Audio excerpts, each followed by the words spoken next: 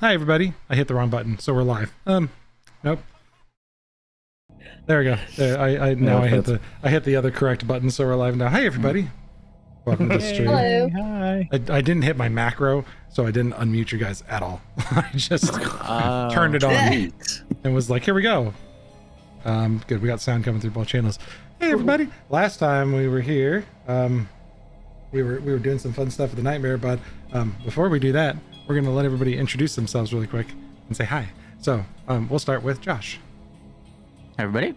My name's Josh. I play Jaeger Hellstrom, the human gunslinger alchemist. And we'll go to Maddie. Hello, I am Maddie. I play Isadora, the gun tank gunslinger half-elf. Nate. Hi, I'm Nate. I play Soren, the half-elf blade singer rogue. Sarah. Hi, I'm Sarah, and I play Maximil, the tiefling sorceress bard. David. Hi everybody, I'm David, and I play Batran Yorl, the human witch warlock. And Doran. Hi everyone, I'm Zach. I played Doran, the Dragonborn Barbarian. You know what I did? I'll tell you exactly what I did. I looked at my Discord camera layout and I just went by there and I was like, people. And then I went over to OBS to call Zach and it said Doran. So I said, Doran. I am just Doran now. Because I am a champion of consistency. Your scales Apparently Isadora is Maddie. Yep. Everybody else is their real name. Zach is basically Doran forever to me. No matter what you play in the next campaign, even if it's some small cute thing, I'm still going to see it with dragon scales. I mean, listen, you know, it happens when you play a character long enough, eventually you just turn into the character. Exactly. True. I am living proof. Calm down, Zordon. Who better to illustrate my point? For those that did not see the tweet that are hanging out with us, tonight's David's last night with us, but we want to give him a little round of applause and say thanks for all the amazing stuff you've done. It's been so much fun having you on the show, and we know that con season, thanks to you guys. Yeah, con season is super tough, and you got a lot of travel, and we appreciate you taking the time to play with us for what, gosh, like a year now it's been. Mm-hmm. It's like a year and a half, I think. Yeah, it's been a while. Longer. But David's going to be moving on, so we're going to wish him well, and we're going to miss him a whole lot. But Botran's got some stuff to wrap up first. So last week, you guys arrived in Velacor's Haven, and Botran immediately took the fudge off, was like, I'll see you guys later, I got stuff to do, and ran off to the Dream Spire, or the Dreamer Spire, Spire of the Dreamer, because, you know, I keep my words correct in my brain space. In there, you found that there was a few interesting places, but basically Botran got accepted as the Dreamer's Regent, or the Dreamweaver's Regent, and you all kind of went, whoa, wait a minute. Found out that Botran was being taken up to a place called the Chamber of the Dreamwalkers, not a place that everybody's allowed into, and you all got the tour for some poor, undeserving woman who just did not need all that trauma, but you guys were just like, hey, we're gonna make this a day for you. Because I think you guys broke her pretty bad, didn't you? You guys broke We her basically real hard. shattered her entire worldview, yeah. Hey, you guys, Accidentally. We? Oh yeah, hold on, come out. Yeah, we didn't do squat. Maximil. Accidentally. Not my intention. My efforts yeah. were put towards trying to put that woman back together. Thanks, Paul, for resubbing Oh, cool. for 6 months now. Thanks for hanging out with us, Paul. Yeah, so some poor lady got broken, was just doing her job, took you guys back on the elevator, left Isadora at the top because she was just like, whatever, pushing buttons, get out of my tower. I can't stand you people. I don't get paid enough for this shit. I'm going home. And took you guys back down and gave you a couple places that you should go check out. Some interesting spots. You guys went and You heard about a couple gods that were in, I think it was one of the other towers. Because there was the Harmonious Council and the Illuminated Knowledge Tower. Oh no, it was in this tower. This spire, the Dreamer, has space for other religions down here as well. So there was some other doors to different like religious sects that had like little temples and stuff inside the spire of the Dreamer. You said, screw all that noise. We're not here for religion lessons. We're here for shopping. And went out shopping. And you met, I think you guys went off to... We went to the Abyssal Apothecary. Yep. You met Viella and Tincture, who was just so excited to help you guys. He's a good boy. He was a very good boy. Can't do too much with his glass bottle hands, but he does his very best.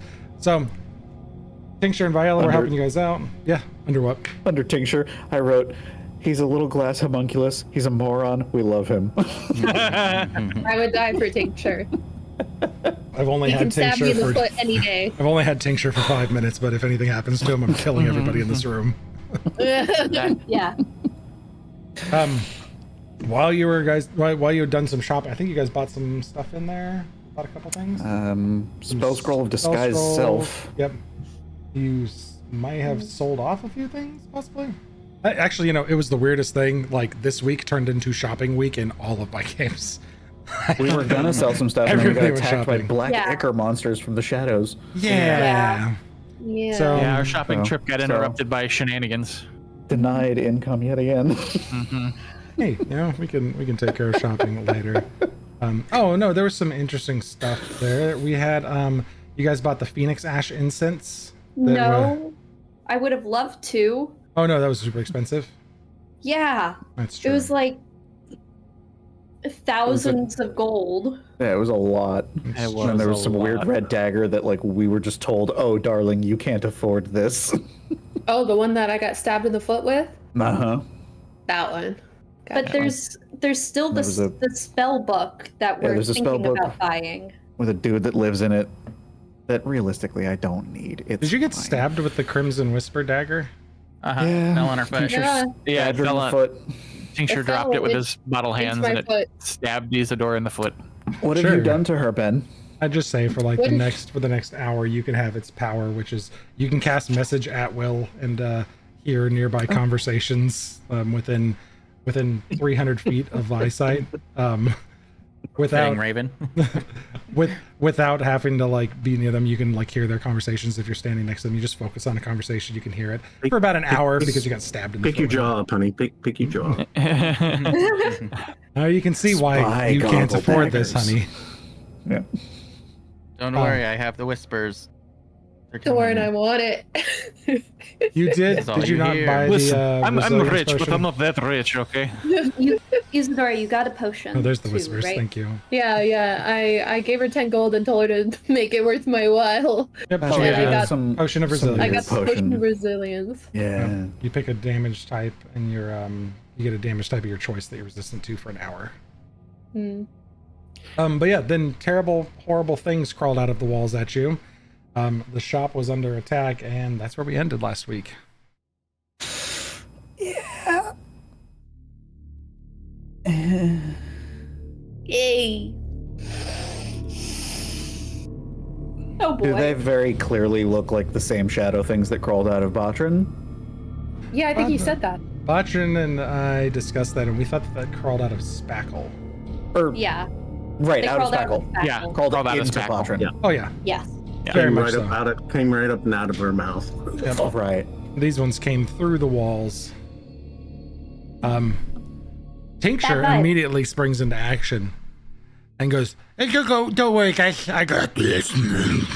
And the homunculus starts to grow, and you see that the bottles that are making up his tiny little happy hands turn the other way, and then the ones that were his eyes turn outward, and all of the openings are pointed out, and Tincture just torches the wall with acid out of his hands and fire out of his eyes as he starts unloading the contents of the potion bottles that he's made of.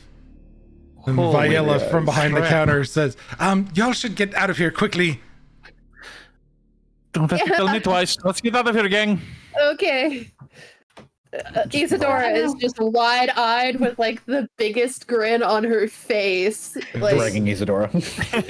This previously 1.5 foot tall homunculus now is about 7 feet tall, with bottles for little cannons on his hands.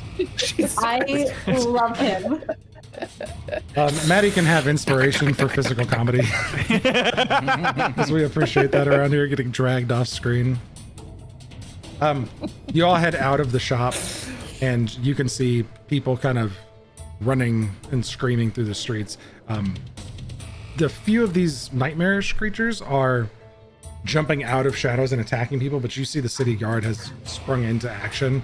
They're actually all armed up and attacking these creatures, trying to herd people to safety. There's a really good militia presence here, so you kind of get a lay of the land immediately in front of you. But then you notice suddenly that purple tint to everything that was here before from the star is gone. You only can see the blue ghostly like lanterns that are floating, filling this space with light. oh, it's dark. Is it like What's London the sky? fog kind of thing, or like can we still see Like beyond? the It's just sun color is change. blotted out. So there's like a cloud above us. No one's looked up yet. I just said I did. Sorry. Okay, I didn't hear this because everybody was talking. Yeah, you look up, and it takes you just a moment to notice the hundreds of thousands of these creatures that are pouring up out of the spire of the Dreamer and blocking out the sky. They're erupting out of the top of the Dreamer spire. Batron may need. We need to go. Move. Oh, Batron's there. Can I send message to Batron? question. Yeah, you have the Can message I? spell, so you can try to message to Batron. Okay. Do I have a limit, or can I say whatever I want? I've never You- used this. 25 words a message, I think. Yeah. No, it's just an action, so it's like whatever you can say in 6 seconds. Unless it's sending. Oh no, message is only 120 feet, so you can't. Yeah. You can't. Oh, okay. Not close enough. Damn. I'll keep that one in the chamber. Side notes. I know this is a tense situation, but I just recently saw a clip last night of the people on Critical Role all trying to cheer Ashley on for a roll as she made a roll to cast It Scrying. was so great. It was so funny. That moment will live in my head So forever. I'm just funny. looking at this as they're discussing it. I'm Matt like, they're just sitting scrying, there. and Matt's just like, yeah. You don't need a roll. Yeah. What is she rolling for? Nothing. You don't roll for scry. Right. Yeah. They I do. saw it last night in my fever dream, and it was just so freaking beautiful.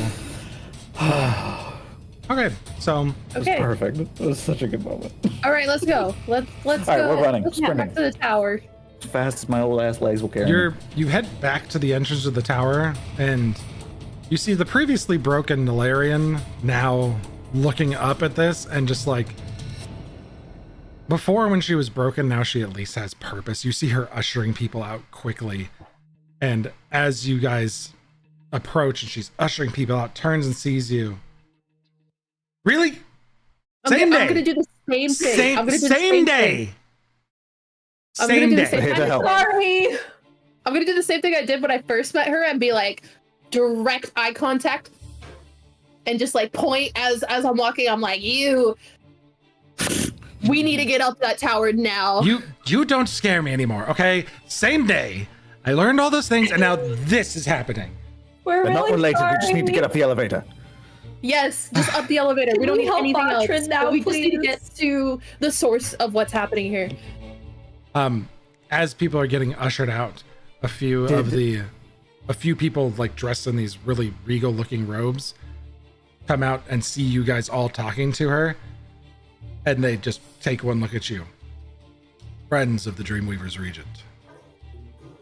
Yes, exactly. Can we That's go? us. Can we go? Can we go? That's us. He sent for you. Wait, why do you know that? Good. All right, cool. He Let's sent let's for- go. Fuck. Let's go. Let's go. Ben, question. Would I Yes. get the sense that, like, having ridden the elevator a few times up and down with her, would I be able to operate it, or does it seem like something that only she can do? It's an arcane ability that basically operates a fancy tensor's disc. that just- Okay, got it. So it would there be is a something bit that of an she would have to- arcane component that they have to perform. Like if you looked at it a couple more times, you could probably figure it out. But right now you're just like, I know it's got magic. It's a magic thing. I don't know. We need her. Grab her. Fucking come on. She goes. You Isadora start just to kinda, like grab her, and she goes, I have these people. They'll take care of you. Don't fucking touch me. Fair enough. Don't touch me. Can you fight? Sorry. The three robed people like lead you over to the elevator. One of them steps in and goes, come on. You all load in, and he runs the little rune and takes you up to the chamber of the Playing of the elevator dream music. walker. Hey. Oh, we just got raided. We got raided. Hey! Tales of Initiative. We've raided them before. Hey, Yeah. thanks for the raid with 11. Appreciate it. You just got to the good part. We're gonna go do some crazy shit. Going to do some weird stuff. It's about to go down. It is. To the rogue Yeah. people, Max would just like to ask, hey, you don't by any chance have anything that can like help to restore Arcana? Or like, you know, if I'm feeling low on stamina with magic because I've had a really long day, It's been a long can you time. like say a prayer for me? Just look over at Mags. Are you out? I cast Control Winds 7 times this morning. Fuck. Maybe I got a potion of angelic reprieve. That would be really nice right now. Too much Can I fall asleep for 12 seconds and have it count for 8 hours? So while the city is being filled with these nightmarish monstrosities, you all ride with the fancy elevator music up to the chamber of the Dreamwalkers. He's saying they're very politely just. You all get on and it starts to move, and then one of them just kind of goes and like runs his finger up it, and it starts to go zoop, like really quickly. I'll pop out my daggers and just kind of get ready for whatever the fuck's gonna be at the top of this elevator. Okay. Max is gonna give Bardic inspiration to, as we're riding up, she's gonna give it to all 4 of them. They see you start to do things and stop you. The What? physical won't really help here. You're all going to sleep. Huh? What? Oh. This doesn't work on me. Yeah, It's me different neither. kind of trust us. Oh, It all right. doesn't work on us. Like we don't sleep normally either, but if we want to commune with the dreamer, this is what we do. All right. Question, and it's just gonna look at them and be like, I want you to take a long, hard look. You'll be at fine. Ding. what Doors stands open before up. What are we seeing at the top? This chamber where dreamwalkers, people who are skilled in traversing the plane of dreams, gather and share their experiences and insights. You could see normally walking into this room, the tapestries that adorn the walls in deep shades of purple and black, depicting swirling dreamscapes, abstract surreal imagery, the plush silk cushions that are now swirling around the room. You are battered by the smell of incense as soon as you come in, but you can see that all of that is in pure chaos as Botrin kneels before a pillar of black shadow erupting up through the floor and to the ceiling, and you're all buffeted by a strong gust of wind that pushes you back as soon as the doors open. And almost shouting as you walk in, they go, "Come with us! Just sit near Botrin." Run over and sit. Yeah. How wide is this like pillar of black stuff coming up? About 30 feet wide. Ah. Okay. And it's like those are like the ghost things that are pouring out of You wherever. can hear just screams of thousands of tormented nightmare souls as they tear through the top floor of the building. The observatory you were standing on just a few moments before, the glass and construction of that floor, all of the ivory in the tower is completely shattered and blown out. Oh, rude. But as you all begin to kneel near Botrin, okay, everyone link arms and grab the person next to you, and those of you closest to the Dreamweaver's Regent, place a hand on their shoulder. And they go, as you all sit down, they put these little circlets on each of you.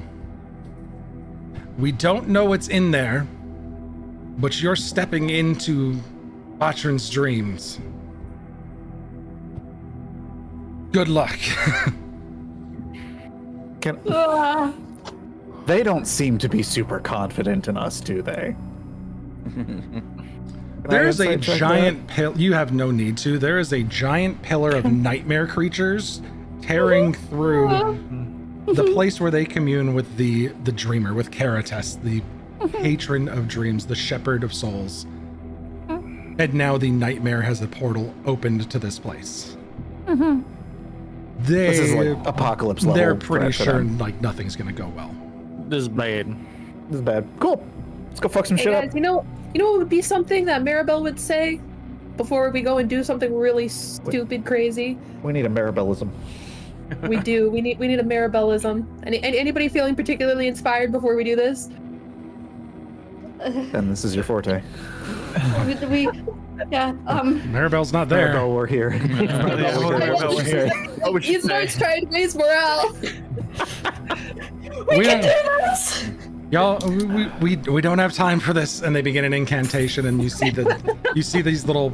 Is that If you're gonna skate with the squirrels, you gotta grease your hindquarters.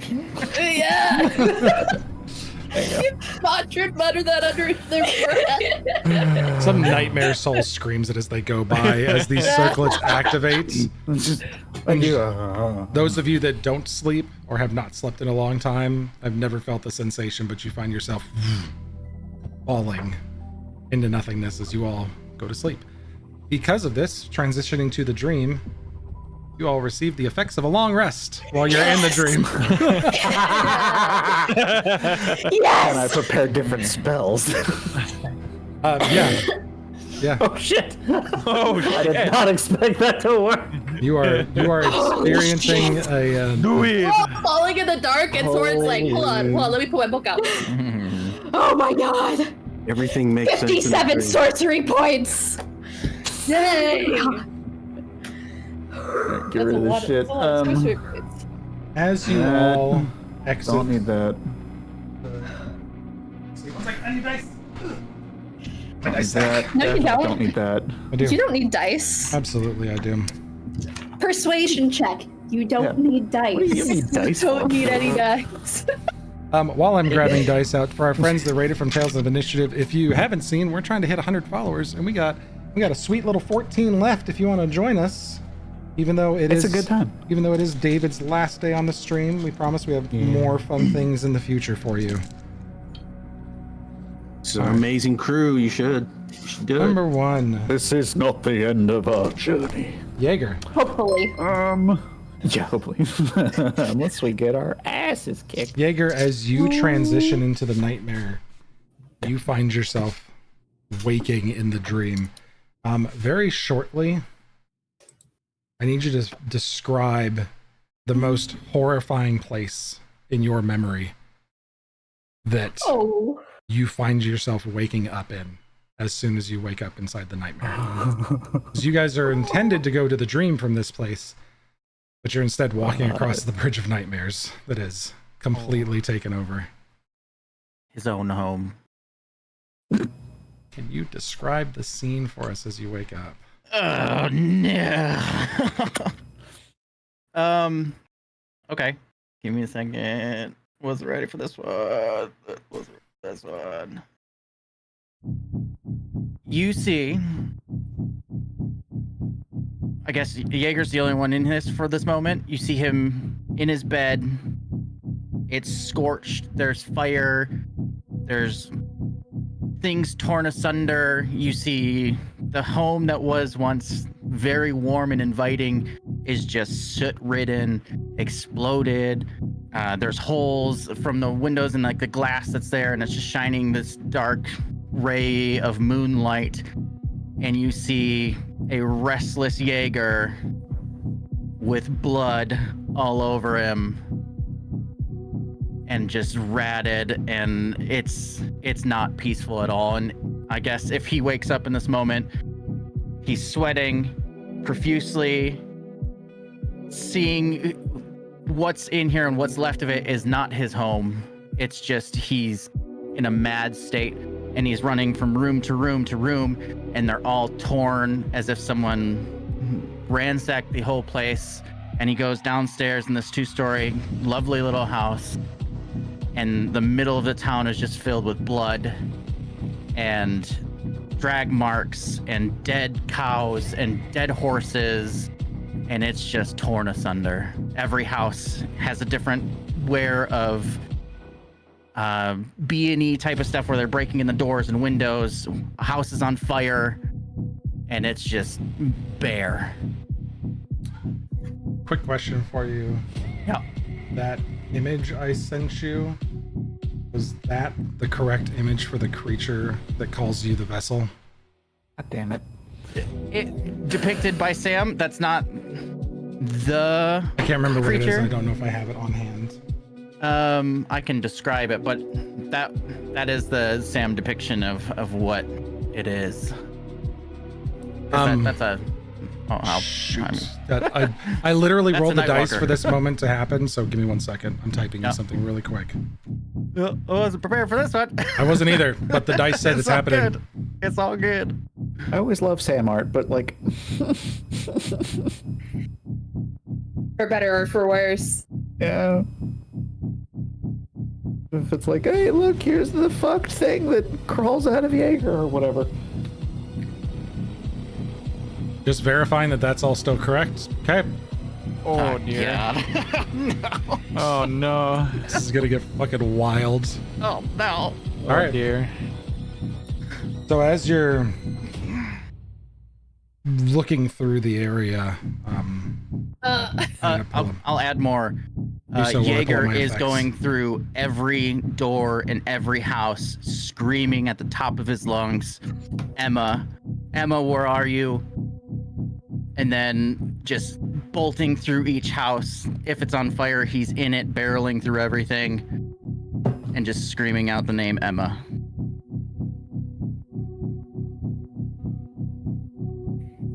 I hate it here. that this is the right filter that I used. As you're screaming, you hear a familiar voice in the distance that you used to hear directly behind you. Vessel. You don't serve her. Why are you here?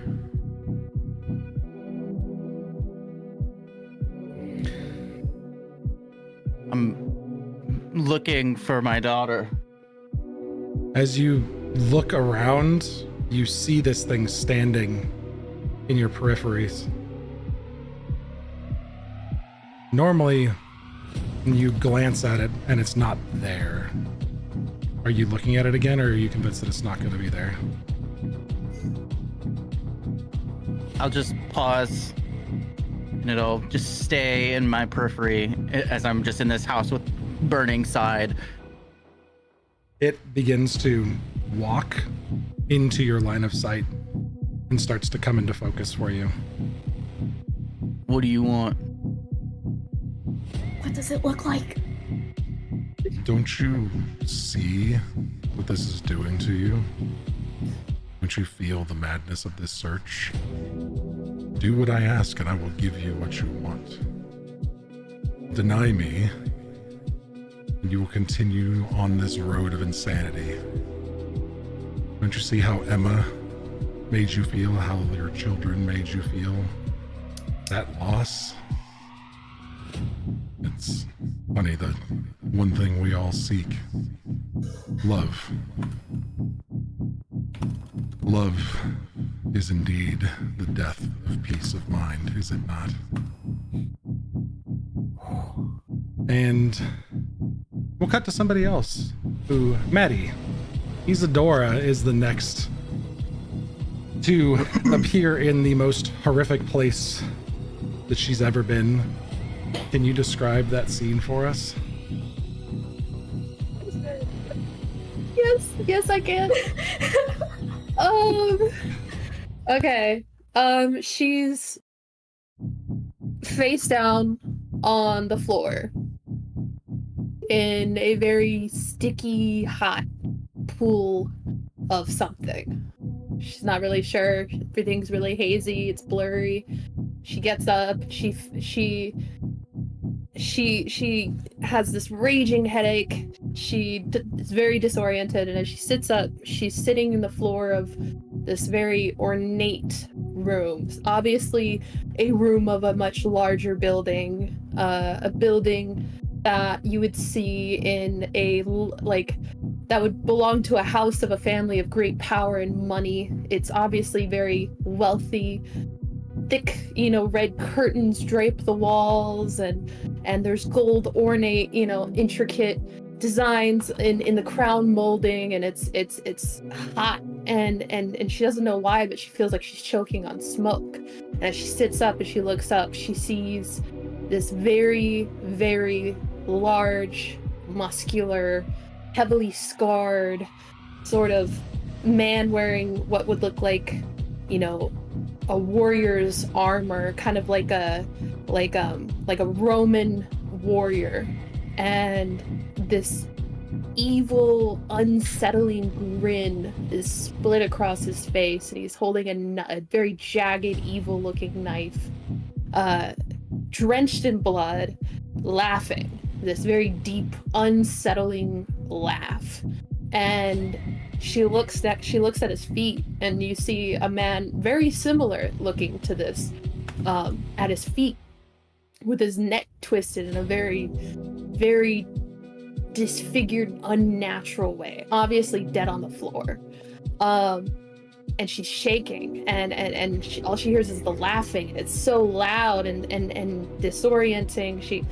She's choking, and then realizing that there's smoke billowing in this room, and then it's hot, and then flames erupt around her, and she feels the flames licking against her skin, and she puts her hand to her throat, and she feels a massive wound just gaping. She realizes she was face down in a pool of her own blood, that her throat has been slit, and this man is leaving her to die. Maddie, Isadora, that individual that cut your throat, I think I owed you a story a bit ago but failed to get it to you, but during that moment when your throat was cut, you thought that you and your previous leader, who is now dead, with his face and his head twisted unnaturally around as if his throat had been, or his neck had been snapped as his head was just peeled around 180 degrees.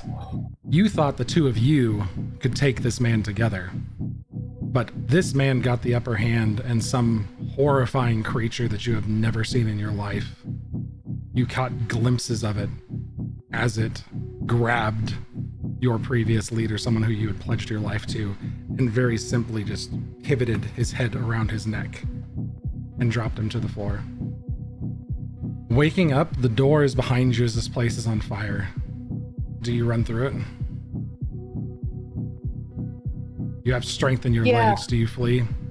Yeah, she's terrified. She's starting to realize what she's reliving and just wants to escape the nightmare. As you run, you find that this place is all nightmares contiguously. As you crash through the door, you spill out onto the streets of Jaegerstown, and you look up and hear a disembodied voice say to Jaeger, "Finish your business, then complete my task, vessel." And you look up and catch a glimpse of the creature that twisted your former master's head off as it vanishes to shadow, and you see Jaeger standing behind it. Soren. Hi. Can I get your description, please, of terrifying, unhappy place? Is it in a dream state, kind of like everything's weird and blurry and nothing entirely makes sense, or is it like a memory? It is a dream memory, so it is, things don't make perfect sense, but it is your worst nightmare. I am in the streets of Busat in a darkened alleyway. Younger, much younger. And I am holding a sword that I have carried at my side since that day that is not mine. I am looking at the man on the floor that it belongs to. I am seeing his attackers and his murderers coming towards me as their reinforcements descend and swarm what would have been a group of 15 that is now just me. And I run I run and I run, and I can feel them catching up on me, but I run faster and harder than I have ever run before. Tears streaming down my face, my heart racing, my legs burning acid the entire time before I finally find the hole that we crawl into to hide from these people. Time and time again. Normally, routine. Always a little bit of paranoia, but this time it's just terror as I jump into the darkness. And it's a quick transition, not to the tunnels that wind and lead to the small little camp that our home beneath the city was. Just a sharp turn. There's the dull firelight. The woman lying on the ground on a little old, mold-ridden cot. Didn't die like this the first time, but he's scared of Imana. She's dying now like we've seen things die to the plague that is this thing. Mold and fungus and rotting flesh taking over the majority of her face. Tendrillous maggots crawling out of little orifices that pop up on her cheeks before she coughs, and there's a myriad maze in front of me, just of dark pathways that lead off into probably worse places. And I don't even decide which one. I just start running, and whichever one it is, it is. Doran,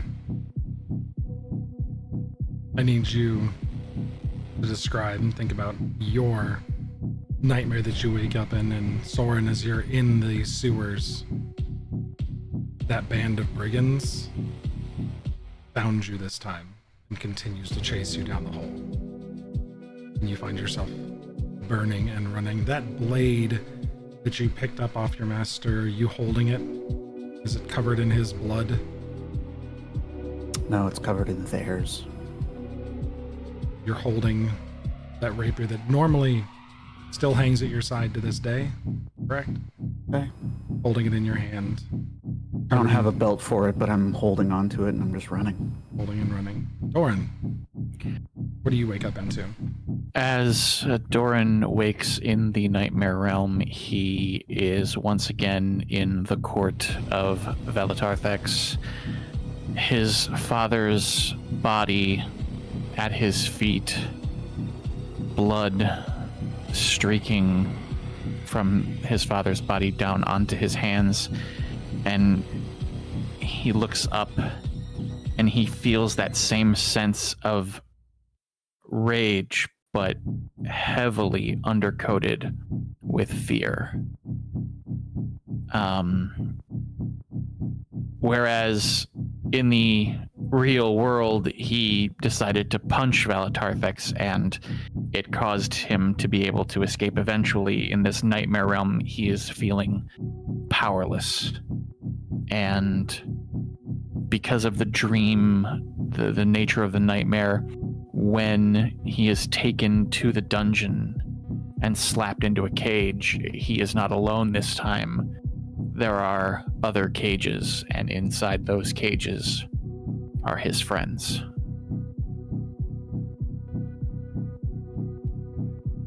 You watch in horror as Valatarthex's executioner, the brother of Kirmi, this sadistic experimenter, pulls one of your friends out, lays him up on a slab, and forces some strange concoction down his throat.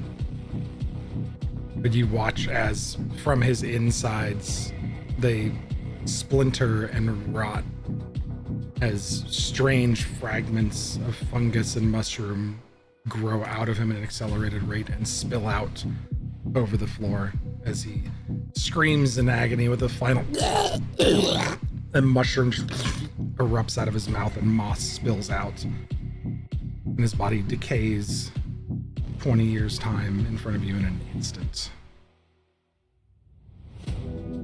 As that happens, you hear a door slam open. And you see Soren step through the door, out of breath, panting, holding a rapier. The rapier's covered in blood. And he looks to be the same age he normally is, but his clothes seem to have like shrunk on him. And Soren, you look down, you're wearing smaller children's clothes like you wore when you were hiding beneath the streets, but you weren't wearing those just a moment ago. It feels odd. What are we? This is the chamber where I was kept. This is not right. You're not here. The cage that's holding you is suddenly made of fungus, and it's pliable. I think I can. It rips apart as you watch the fungus begin to creep over Kirmi's brother. The dragon whose name I can't remember right now off the top of my head. That dragon's name. I have my story open because I needed it for stuff. It started with an A. I've got so many notes on all of them. Oh gosh. No, I can't it is find it. Yux Vilthus. It is Yaxvilthus. So you watch as Yux Vilthus is covered in mushrooms and mosses that begins to overtake the room, and you see the other entrance behind you. Still clean, that the two of you can run to. I need to get the hell out of here right now. This is not right. This is not how it happened. Do I see the rest of our party in the cages? Nope. It's other Dragonborn. And they start to twist and distort slightly as this memory, this dream starts to fade and is leaving the current space of existence. And you can feel this room overcoming and falling out behind you. All right, move. Let's go. Let's get the hell out of here. You run out through the door, spilling out onto the street of Jaeger's old hometown. You see Jaeger looking towards Isadora, who's laying on the ground, her throat a jagged cut fresh across her neck, not the old armor and the clothing you used to see tucked up underneath there neatly. You can see this gaping red wound. And Isadora, you have the chance for one statement as these nightmares kind of are colliding into each other and happening at different times and speeds, but they all step in, and Doran and Soren hear the first sentence, the first statement out of your mouth as you realize what you just saw was incredibly similar, if not the same, as what killed your former master, the former leader of the association.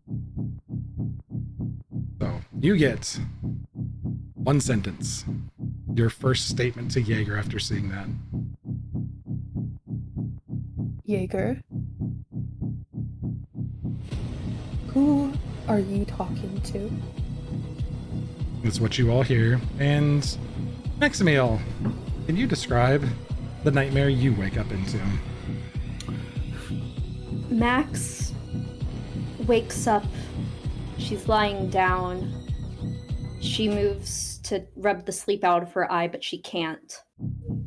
She's strapped down, her eyes open, and she's on a table in that little wooden room in the underbelly of Katya, and she can hear the movement, the loud, repetitive motion of the leg that they're nearby. And she looks up and she sees her mother, and she feels this relief that she's okay. Mom's here now. It'll be okay. But she doesn't look at Max like Mom does. And she just has this apathetic, loveless look in her eyes as she brings a knife down onto Maximiel's arm. And there's a indescribable pain as there's something else there. And then she looks around and she's surrounded by familiar faces. Her father, her uncle. They're laughing at her. There's something spilling out of Max's throat, and it's choking her, and Doran's next to her laughing. Soren is standing there with his arms crossed, shaking his head disappointed. Jaeger just leaves the room. The door Jaeger went through, it's wooden as well, but it's not the same wood. It's definitely not of the region you're from. David, make sure you check your DMs, please. Max tries to cast a spell to get something off of her, but she can't, and she tries again, and there's no magic. Something tingles at the back of your mind to try again. And as you reach to try the magic a third time, the restraints that are holding you crackle off into bands of lightning around your wrist. And you see the faces around you erupt into just crackling lightning clouds nearby you. The door that Mother came through, the one that's the same as the wood, the same construction as you remember, starts to fade from behind you as this cloudy fog overtakes the room. And you can see the door that Soren came through, the one that Jaeger went through, the one that looks different, is still there, still reachable. Max leaps up and just kind of explodes into lightning to see if she can, and then opens the door and is ready to escape and run. You all, besides Botrin, hear the crack of thunder as lightning explodes one of the doors off of its frame in the town, and you see Maximil step out with a flash of lightning. Very briefly, Soren and Doran, it's loud enough and scary enough that it frightens you, and you see, like, you both jump a little bit at the fear of this place. But you get the look back at Jaeger and Isadora. Neither of them flinched. Neither of them moved. And Jaeger, you have a chance to respond. Isadora, as you reach out to Jaeger, he turns to you and like soot all over his face, but it's like messy, and interrupting the mess is just heavy streaks of tears and sweat. And he looks to you and he says, Anna, where's Emma? And then he kind of like forgets and looks around, and in a shift you just see the reflection of fire, and then you see his hands just clench up into fists. What are you doing here? Fucking tell me. Who is that? And she points past his shoulder and grabs his shoulder with the other hand and turns him to look at what she's pointing at. That thing is not here anymore. Okay. It disappeared from between you and Jaeger. Josh, I'm going to ask you to check that DM because I want to, if you want to share that, then it definitely says something, and I need you to make a Constitution or Wisdom saving throw. Yeah, I'll just in the midst of things coming out of a burning building, you just see kind of the smoke disappear as the figure did. Only you saw that, Isadora. Okay, so instead of pointing and turning it, she just kind of like rests like a really uneasy hand on his shoulder, and it's like, oh no, you are, let me be clear, he is standing across the street and you are laying on the ground from where you dove out of the burning building. You were looking across the street at him. Okay, well then you looked up and saw it standing between you two in the street. Nobody else, by the way, just to be clear, Soren, Norin, Max, none of you saw that. Okay. I just wave over to Max, just usher her towards us. She asks, she's Max like, who runs was that? and gives a big hug. We're okay. I don't know what you're talking about. You saw it. You saw it. It was right here between us. You're staring at me when it disappeared. It faded away, and I saw you looking right at it. I'll just What's going on with you two? haphazardly look around. How How are you here? How are How are you? all of you here? How are any of us here? It's like some kind of shared nightmare or something. We need to focus. We are still missing Bartran. We need to find Bartran somewhere in this. Is there a door we haven't gone through? All we can do is look around. Josh, Mm-hmm. are we sharing that image now? I need you to make a sure. wisdom saving throw. Sure. We'll share what Oh dear. Isadora saw. Oh no, this no, is this is wisdom what save. everybody sees now. Oh, no. Oh dear. Oh, it's a 7. Oh no. It will be in While the this is art share happening- channel. This is what happens when I let dice decide fates. As you all see, Bitch. make you sure I'm done to not us, sharing Sam? that. Make sure I'm sharing that. As this is happening, Isadora starts choking and coughing. Jaeger, I need you to make an Feel attack blood. roll, please. No. With your gun. With my gun. Oh, no. Starts- She's starts coughing. grabbing her She's neck. coughing as blood is coming out of her throat. Oh, okay, good. It's a 9. No, you're gonna roll that with advantage because of No, the state you no. guys are all in, and because you failed the throw. Oh no. It's a 14. It's Well, so luckily bad. the digital dice are still not You're great. also rolling it with advantage because your target is coughing and laying on the ground as you all hear. Oh no. But don't. Question not the vessel. Not now, Sarah. Not now. Yes, Sarah. I Yes, know. Sarah. It's I true, know. but this guy's got advantage. No, it's prone is Okay, advantage. fine. Prone's advantage for melee. This guy's getting advantage because he just fucked with Isadora so much. Awesome. Isadora, 14 to hit you. I think that's a miss, but you hear, don't interfere with the vessel. He belongs to me. And you all see this Oh, dear. creature lift Jaeger's gun arm and pull him back as he cracks a shot off.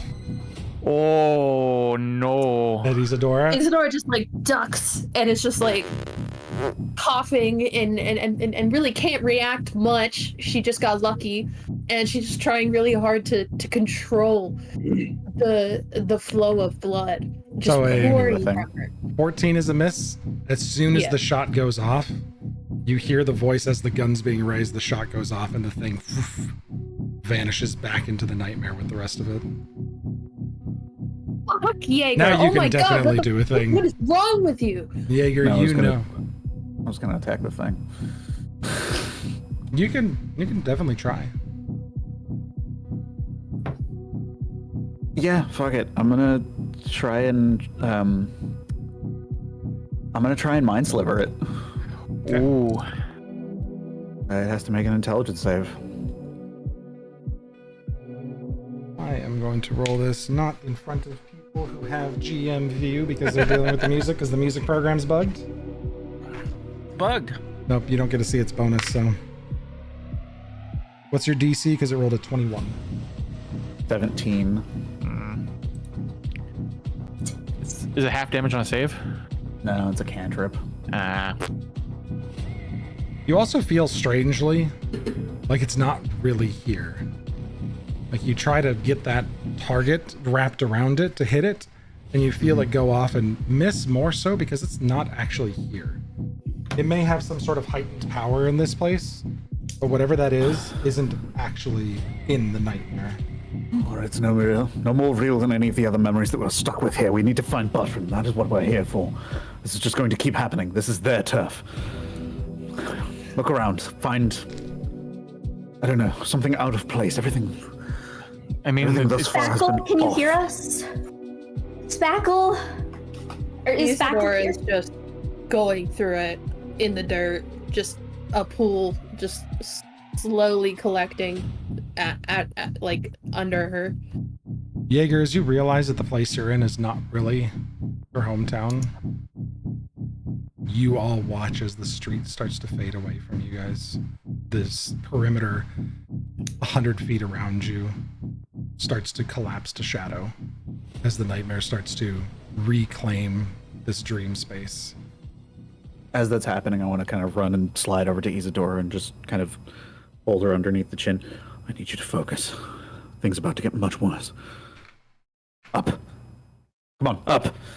Fuck. And as she's getting up, you just see like the flow of blood just like slowly, like just slowing down. Like it's like literally like until she's completely drained, it's just gonna keep going. I'm wearing children's clothes. Yeah, should I roll to see if she notices?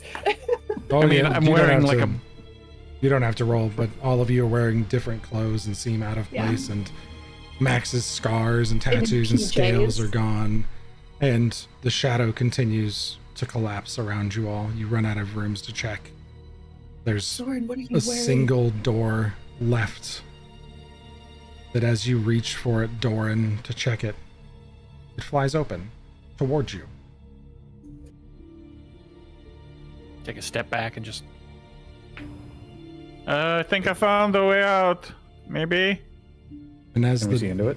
the door opens, a familiar face peeks out from the darkness.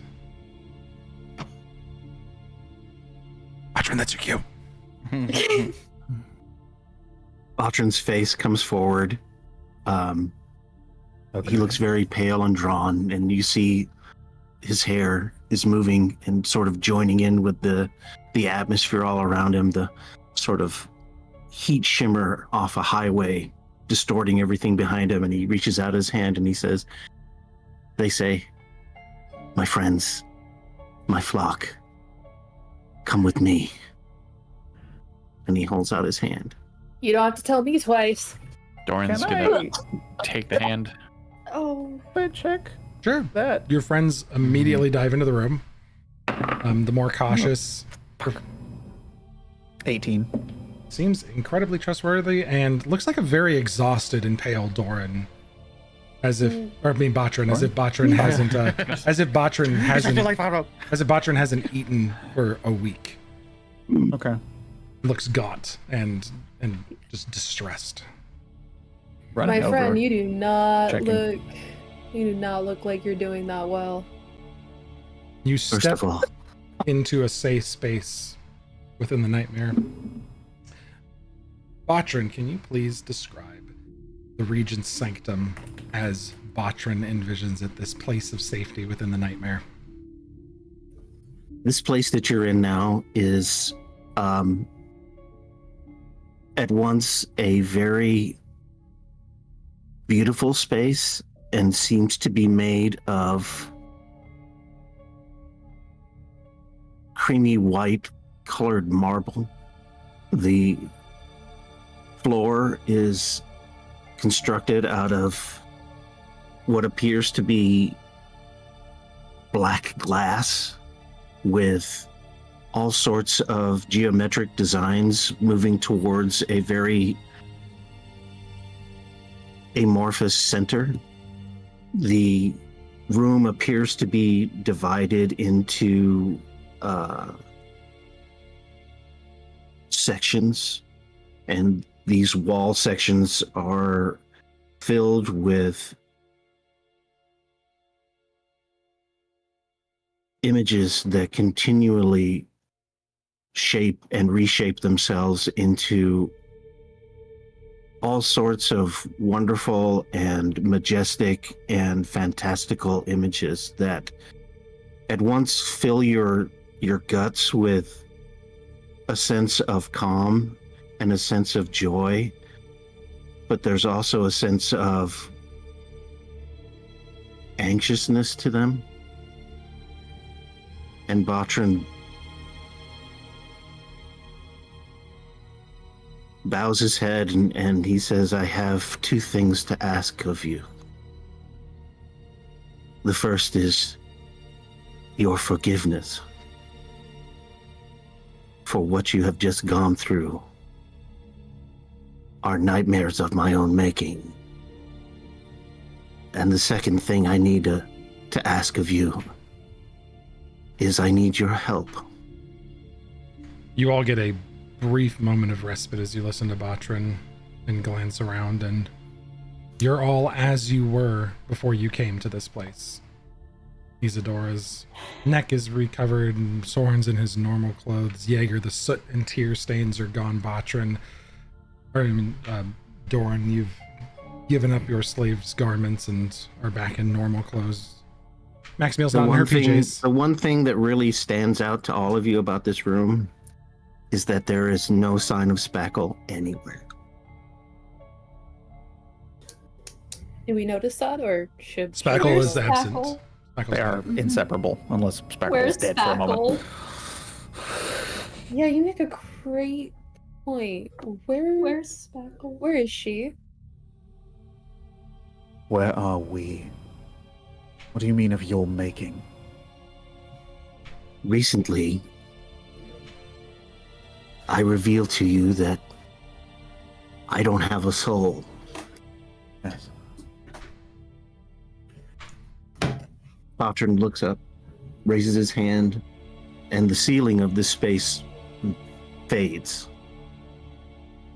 And what you can see is the sky of the world that's cracked. Right. And as he motions with his hand, the cracks in the sky begin to stitch themselves back together. And the stars seem to reverse themselves and to go back. And you get the sense and impression that things are moving backward in time. And he says, when I was thrown out of the world, my soul was shattered, scattered amongst the dreaming.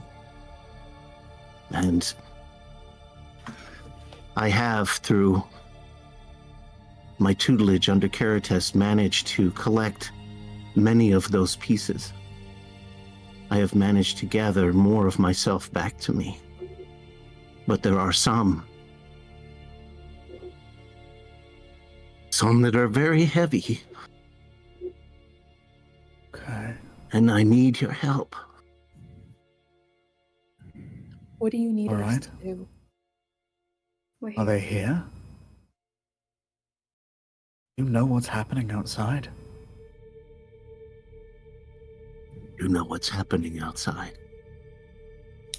You have a very clear sense that your attempts here, you thought it was a last-ditch effort, Botrin, that you could handle on your own. But you have a very clear sense that in your efforts, you've reopened the bridge.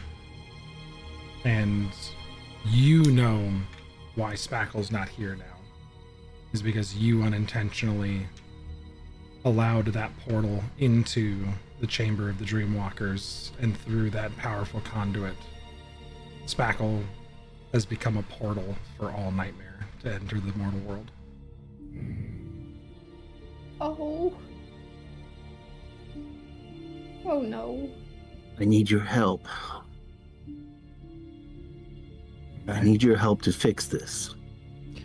Okay. We will do whatever is asked of us.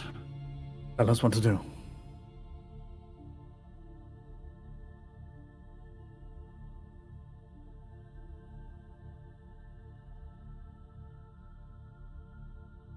Botrin, you know that your first objective is just beyond the door. You only have to open it. Botrin nods and then walks over to the door and opens it. And outside the door, you can see a very serene scene of a green valley with trees and a walled town in the distance. And near the tree line, there's a cottage with smoke coming out of the chimney and chickens in the yard and hedgerows that lead off to the road. And Botrin goes through the door and he begins walking towards the house. And it looks like Botrin. You can definitely tell that this is the Botrin that's been traveling with you the whole time. But for some reason or other, you also get the impression that this is the figure of a 10-year-old boy. And he's walking towards the house, and he's got a very stern expression on his face, and his hands are clenched into fists, and he's walking with very definite purpose toward the front door of this house. Does everybody follow young Botrin towards the house? Yes. Yeah. Botrin. Very much on guard, but yeah. David, I would just say keep your DMs open on the side for this one so we can work on the side here. Okay, let me take a look at that real quick. Yep. Okay. All right.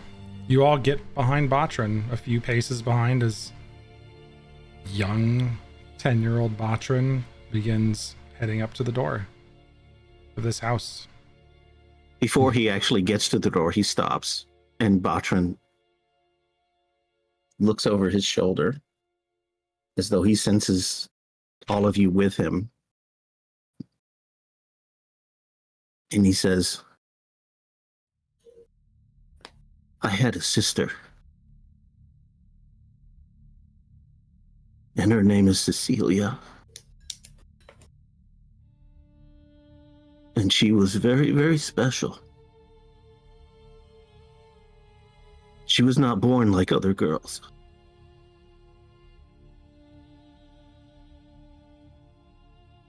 They all said that her mind was different, that not all of it was there.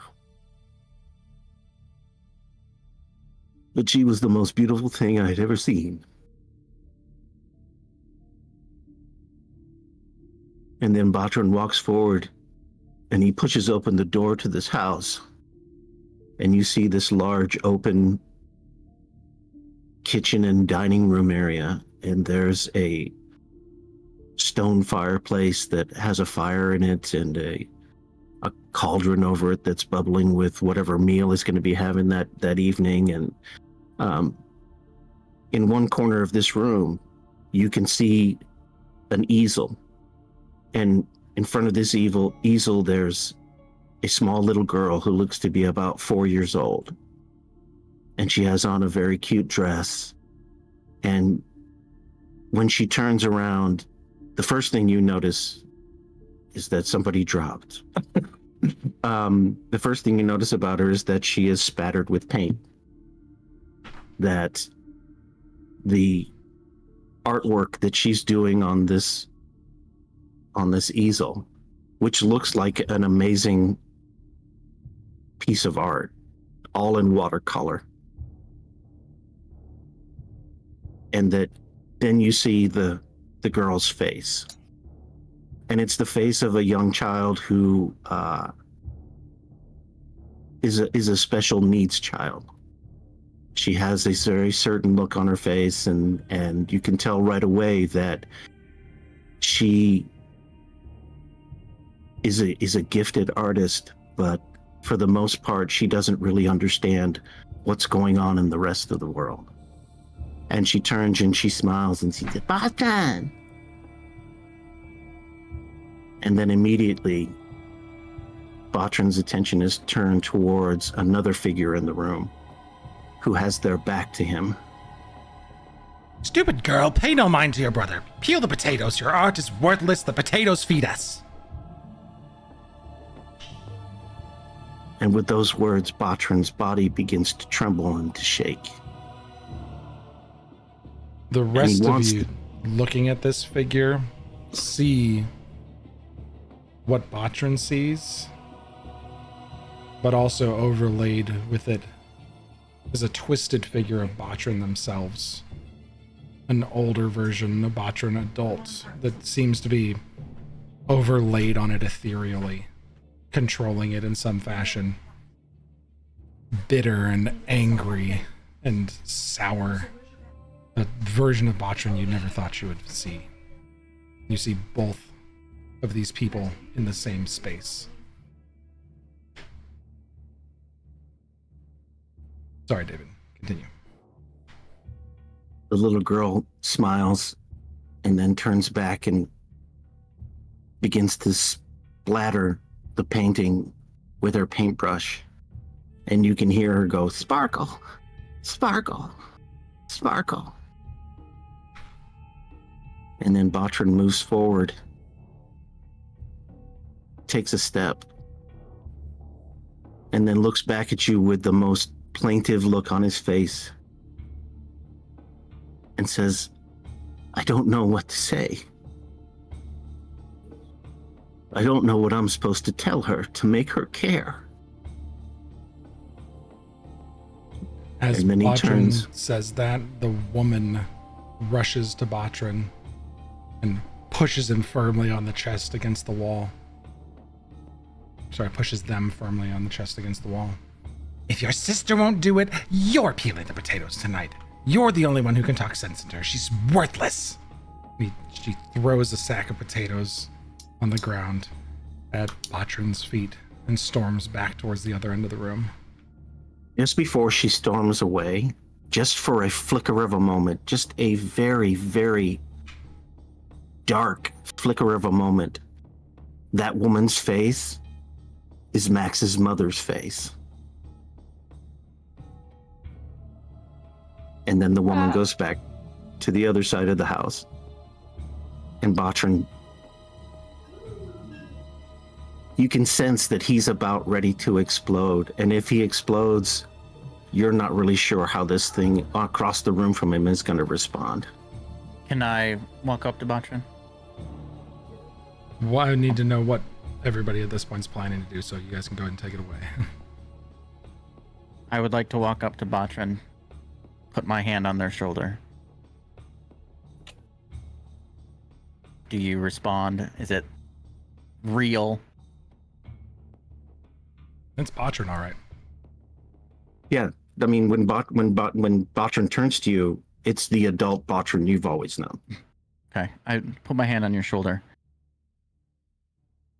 The only thing that she needs to care is, and know that is true, is that you love her. What do you need us to do? If you need me to bash her head in, I will gladly do it. Thank you, my friend. That's exactly what I needed. And then the adult Botrin walks across the room, and he takes his mother in his arms, and he hugs her. You see as And he Botrin said- starts to grab her, the mother and the shaded form of Botrin overlaid on top of her begins screaming and thrashing violently away from Botrin. The nightmare horror that's taken over this small fragment of Botrin is screeching in agony. Botrin continues to hold her with one arm, and then holds his arm and hand out behind him towards you guys. I'll grab it. Just form a chain. Yep. Yeah. I grab Jaeger's hand. Grab Max and Doran. Grab Isadora. And Botrin, with his face pressed up against this nightmarish version of his mother, says, she loves you. And I love you. And then the house begins to dissolve, and everything begins to fade away. What's standing before you is a twisted version of a young 10-year-old Botrin that's hugging adult Botrin. Why couldn't she ever just say it that she loved her too? Why did we always have to help her? Why couldn't Mom just say it? Because Mom was scared. Because Mom felt like she was responsible. So she made me responsible, and it's not fair. No. No, it's not.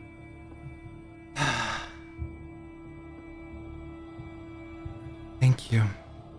And the shaded form of Botrin vanishes away. What's left before you in this darkness is all of you holding hands.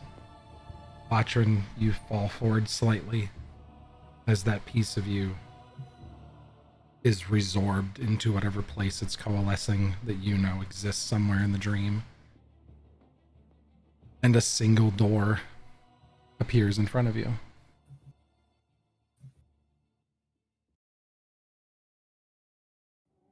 Batran, that door looks like almost a canvas side of a caravan, a cloth door. Correct? Yep. You all can hear the flopping of walking horses from beyond the door, echoing through the chamber. On to the next then. Just a few more. And then Batran moves through the doorway. For the first time, I'm going to put my knives away. Remembering Steel isn't going to help us here. Before he goes through the door, Batran turns around and he places a hand on Soren's shoulder and a hand on Max's shoulder. I'm going to need your expertise for this next part. All right. Okay. And then he turns and moves into the next area. As the door opens, you find yourselves all seated in the back of a caravan wagon.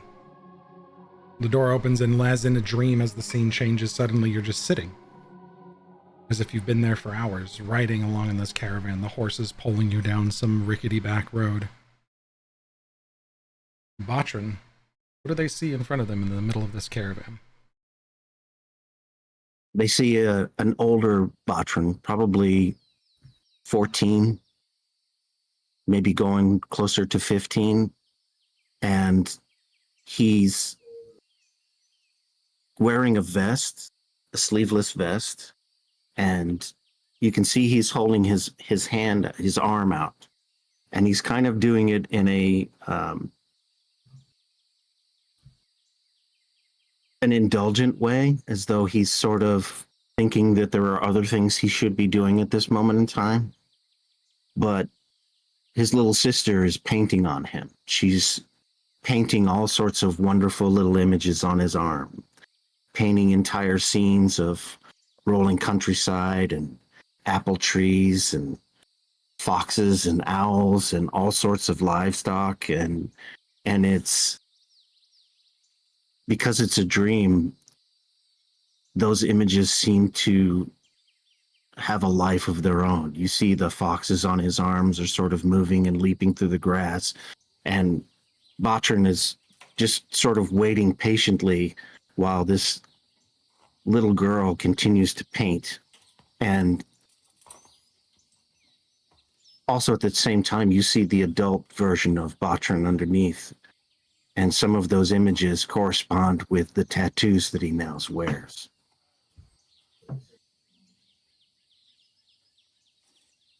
You look at these picturesque images, and part of you thinks that because it's Batran's dream, you're seeing something as Batran remembers it. But there is a level of mastery and perfection that extends beyond what the dream explains here.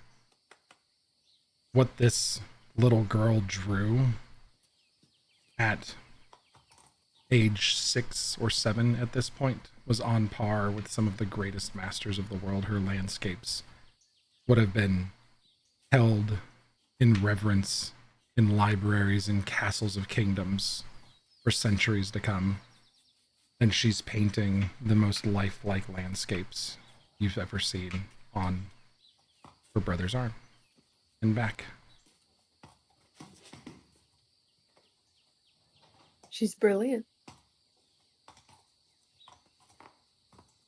You see this version of Batran kind of tilt his head as he's looking outside the back of the caravan as it travels, as though something has caught his attention. And this young version of Batran turns to his sister and he says, Okay, Cecilia, that's enough. That's enough, Sparkle. That's enough. And the little girl's looking up to him, and she's, it's very clear that she's not finished, that there's other things that she wants to do, and she's pointing to the paints, and she's pointing at Botrin, and she's smiling, and Botrin says, I have to do something right now. I have to leave right now. And this young version of Botrin gets up, and he doesn't hug her. He doesn't kiss her. He just says, I'll be back. I'll be back, and then you can finish. And then he climbs out of the back of the caravan. And you can see kind of as he gets real quick, just because I don't want him to miss this point. As he gets up to move and leave, Botrin's back is more clearly exposed to all of you. Soren and Maximiel, I need an Arcana check from the both of you. Nice. 14 plus whatever my Arcana is, which I can never remember. 22. It's a Sarah nat 20 face, it looks like. 19 Okay. for 24. Nice. 22 and a 24. So you both notice different things.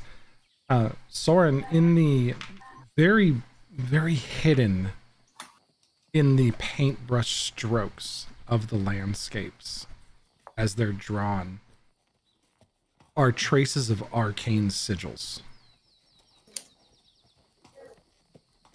And this is not imagined strokes.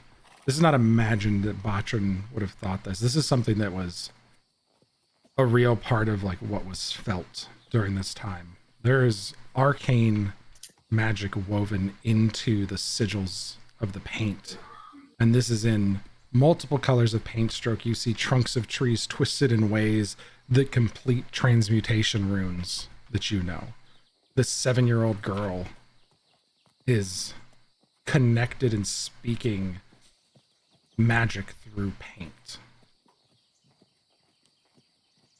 And Maximiel, as you watched the wand weave the paintbrush, it interchanges like that in your mind. At one moment it's a paintbrush, at another moment it's a wand, it's a focus through which a sorcerer, someone intrinsically connected to the essence of magic, focuses through. This is a 7-year-old sorcerer, powerful beyond your comparison. You can't fathom with a 24 Arcana check what horrors and atrocities she's capable of, or what great deeds she may do. Even at this age, just what she's moving with her hands and the bits of the weave of magic coming out through her artistry is horrifying and awe-inspiring. Botrin, your sister is phenomenal. Botrin has to go do something. Climbs out of the caravan. Sparkle kind of follows and puts her hands on the back of the wagon and calls after her brother. Botrin! Botrin!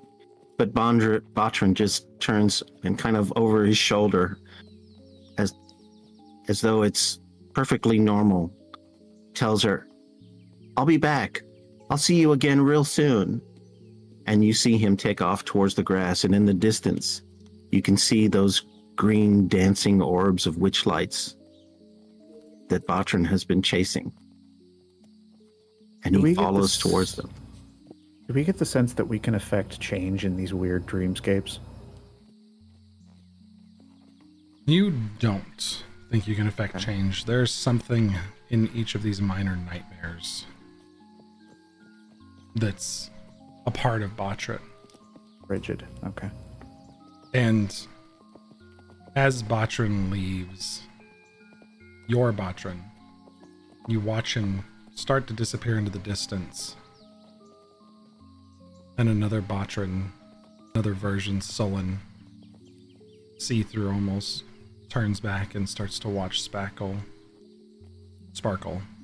paint the inside of the caravan and begin working. I don't know what could have been.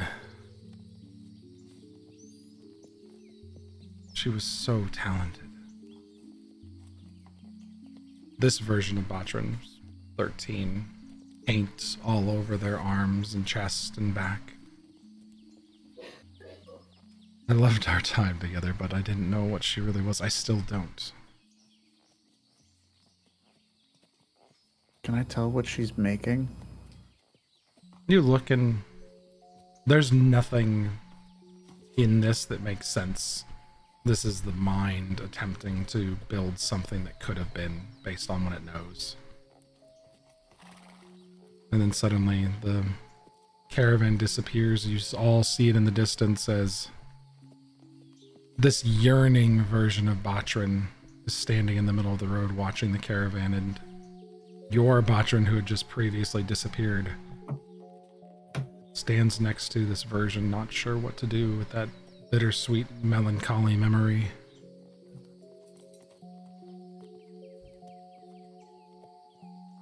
That's my last memory of her.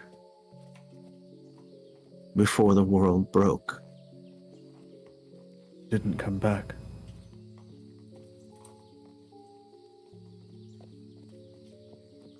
I don't know what she really was.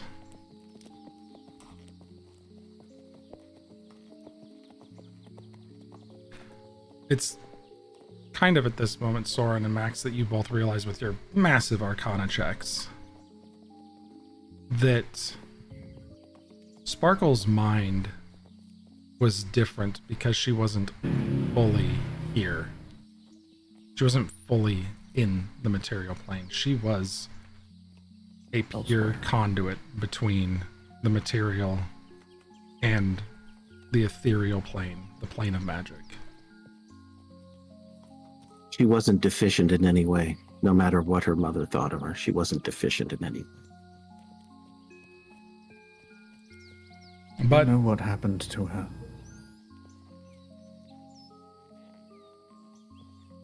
I'll show you. that's not here, though. What about me? The sad, lost 13-year-old boy stands there unsure of who she was or what he left behind. And Botrin, you can see this piece of your soul, confused and sad, bittersweet memories lost in this waking nightmare, reliving the last moment that Botrin saw her over and over again.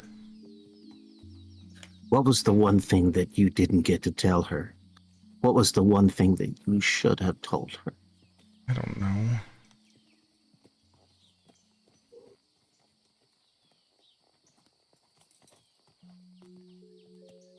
That she meant the world to you. Yeah. She really did. She would have given the world so much, wouldn't she? Yes, she would. Well, I hope you did better than me.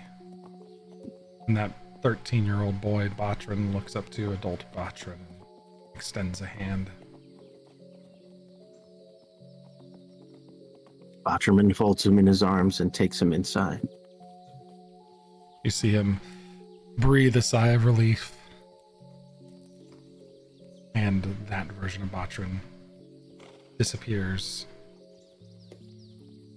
The wagon trail fades away, the trees and birds fade away. And you're left staring at another door. This one broken, shattered across the front of it. And you can hear battle and screaming behind it. And that's where we're going to take a quick break. It's not a good sign. We will be back in about 5 to 10 minutes. Give everybody a quick breather to grab something to drink. And we'll be back shortly. Thanks for sticking with us, everybody. Join us for the last half. We'll be right back.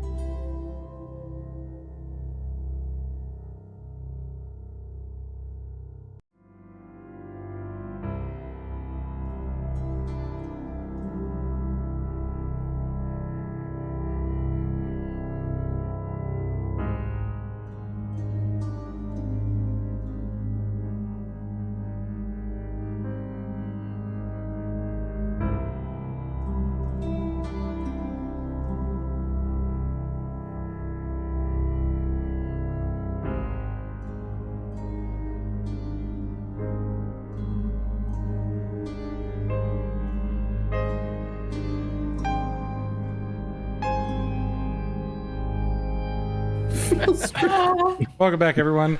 As our team is saying, we hope you have your permission slips ready for the field strip because we got a couple more stops on this wild ride.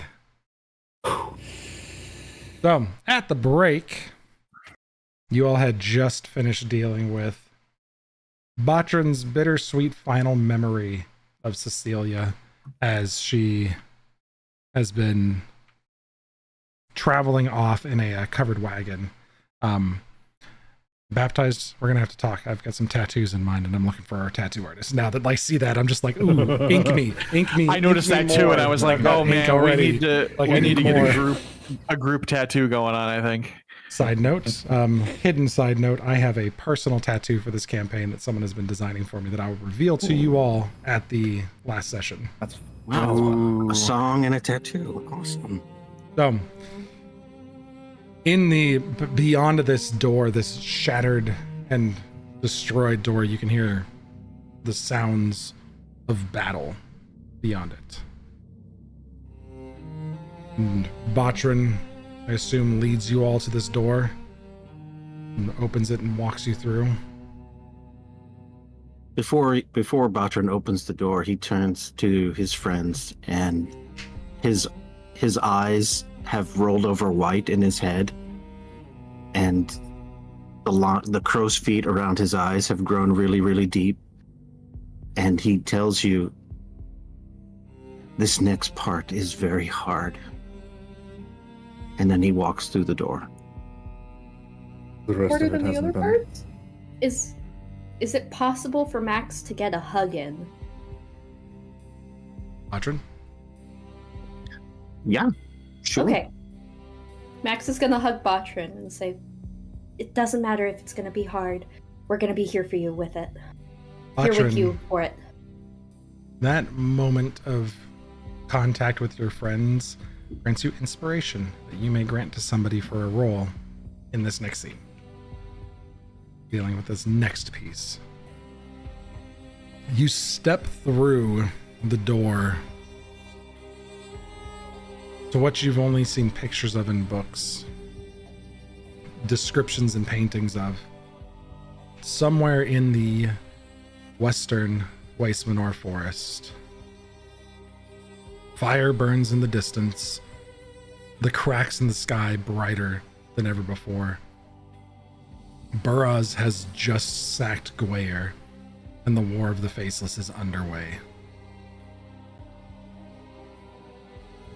A small village in the distance, you can see Botrin running to. You can hear screams coming, carried over the burning smoke and soot that starts to cake your face and get into your lungs. Not just wood burning, but bodies. You can taste the ash of the dead as Botrin leads you through the undergrowth, trying desperately to make it to this village. The Botrin that you see in this scene is a little haler and hardier than the Botrin that you're used to. It's the form and figure of somebody who has spent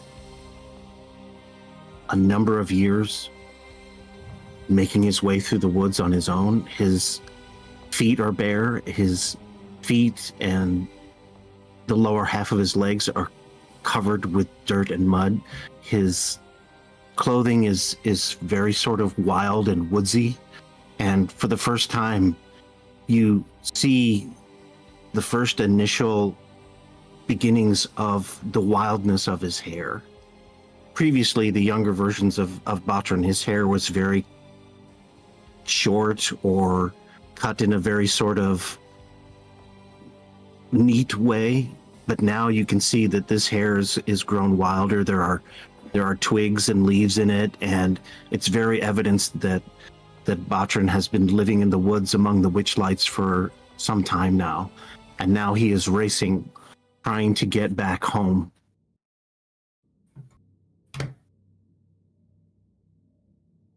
Botrin, can you please describe the house in the distance where the fear emanates from?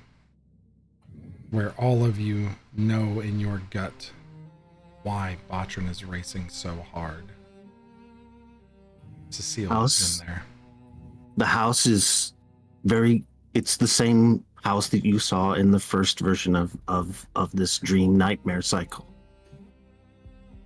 It's a fieldstone house with a thatched roof, with a fireplace and a chimney that would normally, be smoking because the family would be cooking or warming the place with logs and that sort of thing. But now you can see that it hasn't been touched yet, but there are figures moving through the trees very quickly towards it. There are things running, and they're carrying implements of death in their hands.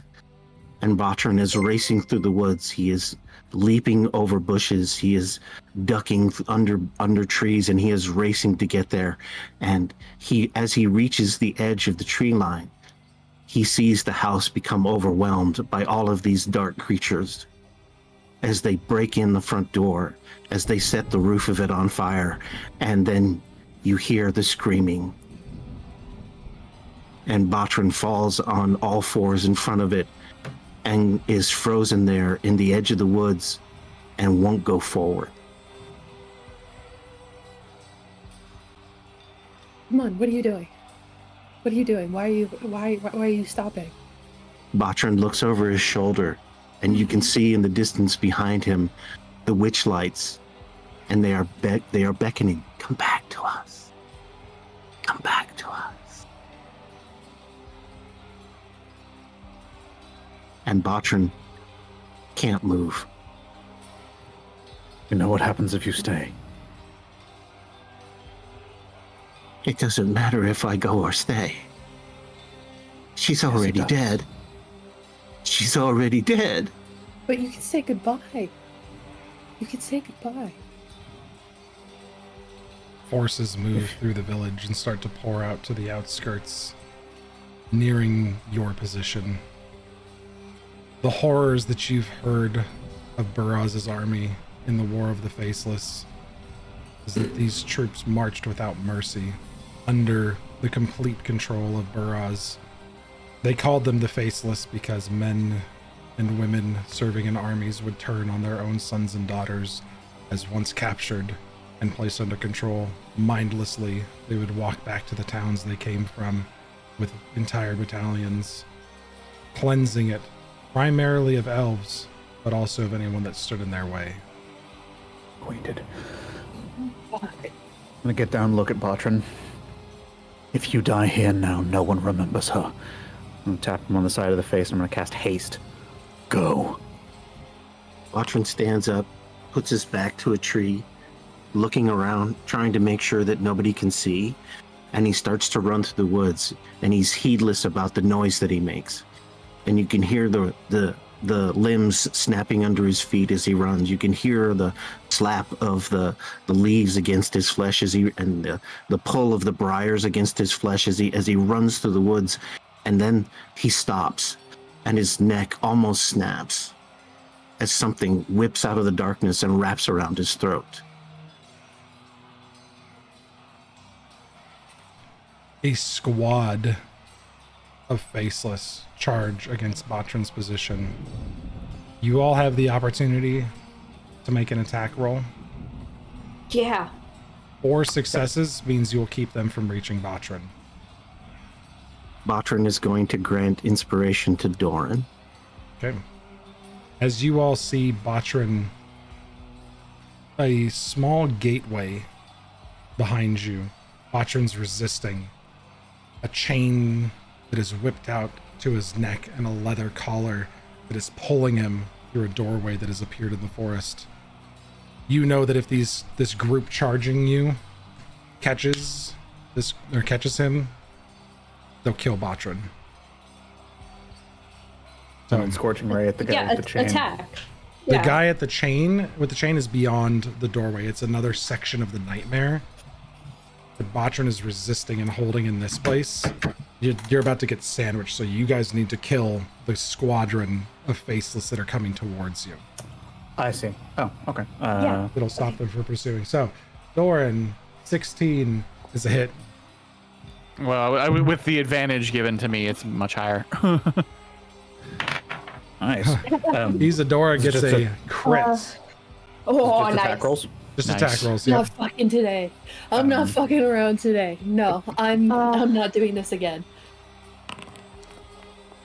That's a 23 to hit. 23 is a hit. One for Jaeger, it's me. down to you. How many are there? There's one left. As you guys are hitting them, you slash into them, blast them with your shotgun, and just pieces of nightmare scatter beyond what you saw as these shades of these creatures disappear. Although they're shades when you hit them and they dissipate, they are very dangerous moving towards you. You don't sense that they would feel like shades or shadow hitting you. They just dissipate into shadow. Jaeger, there's one left standing and you're the last hit. Oh, wow. No pressure. It's a 12. 12 was their AC. And they're just simply Yes! shades in here. Yeah. Nice. Oh, thank God. You hit them, this recollection of Botrin's memory. The last one dissipates as you look behind you. Botrin, you feel released from this place and you stop resisting, yanked into the next area. You all dive through after Botrin. Head Absolutely. first. You Last one and cover appear. our exit. Make sure nothing follows us. There's no more faceless coming behind you. The battle draws into the distance behind you, and you step through the gate. You appear in a place you've only heard of in legends. Botrin walks with a group of 4 other individuals shackled with neck collars. Botrin, can you describe how you look here? And then I'll set the rest of the scene. What age you are, how much older. Botrin looks to be mid-20s, maybe a little older than that. His back is still straight. His legs and his arms are in the peak of their health.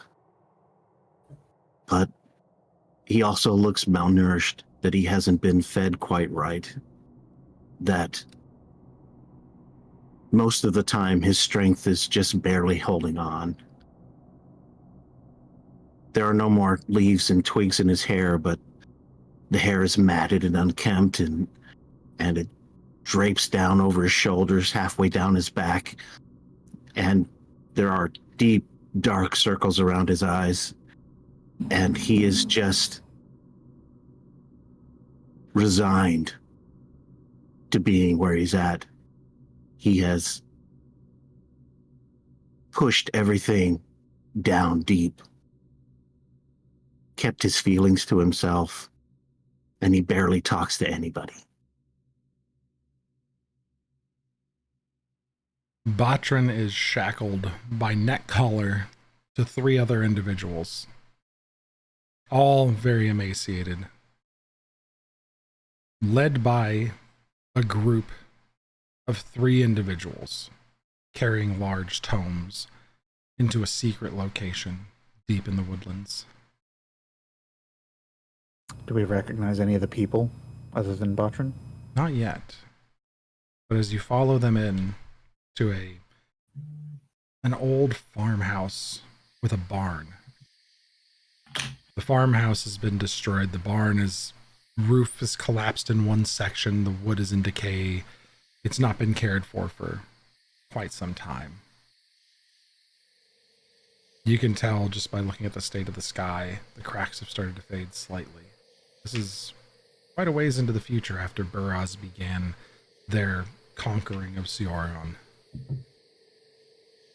Stepping into the barn, you recognize the tabaxi woman with a bow slung across her back.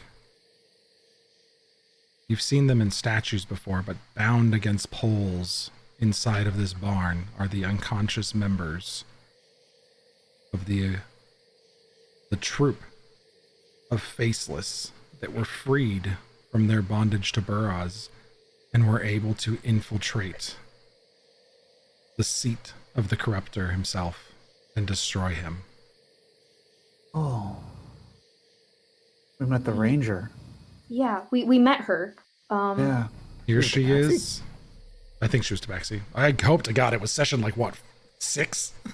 Something like that. Yeah, I'm getting there. And Sarah's got to go way The back. hunter. But Yep, you the see, hunter. you see the others, the paladin, the cleric, and the monk.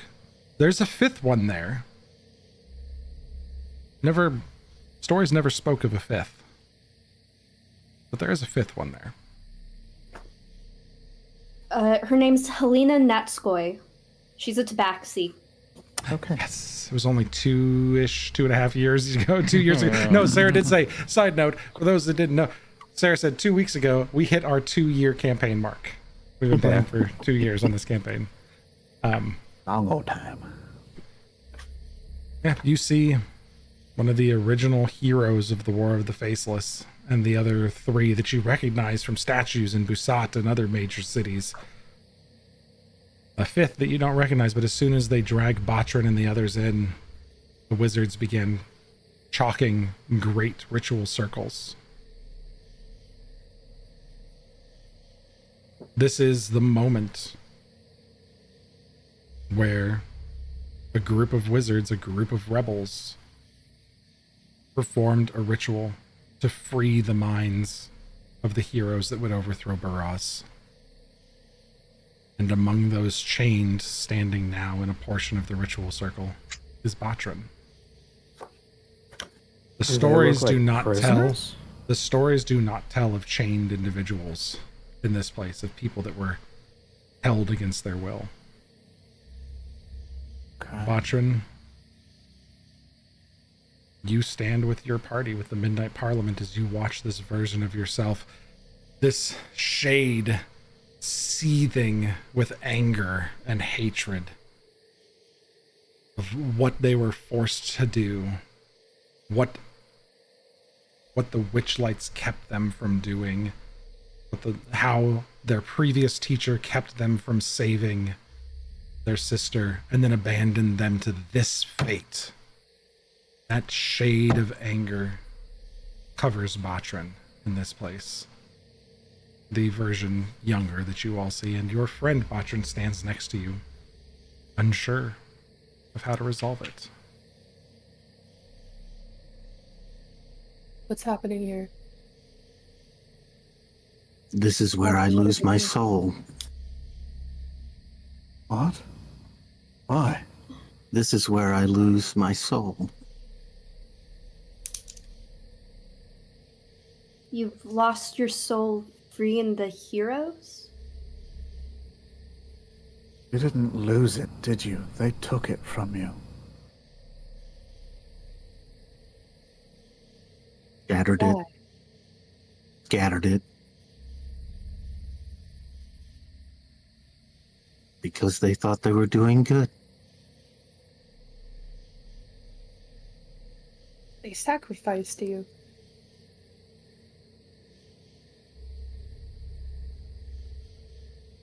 You all watch in horror as the 3 wizards who were heralded for their noble sacrifice were laying down their lives to complete a ritual, begin to channel massive amounts of mixing divine and necrotic energies through this ritual.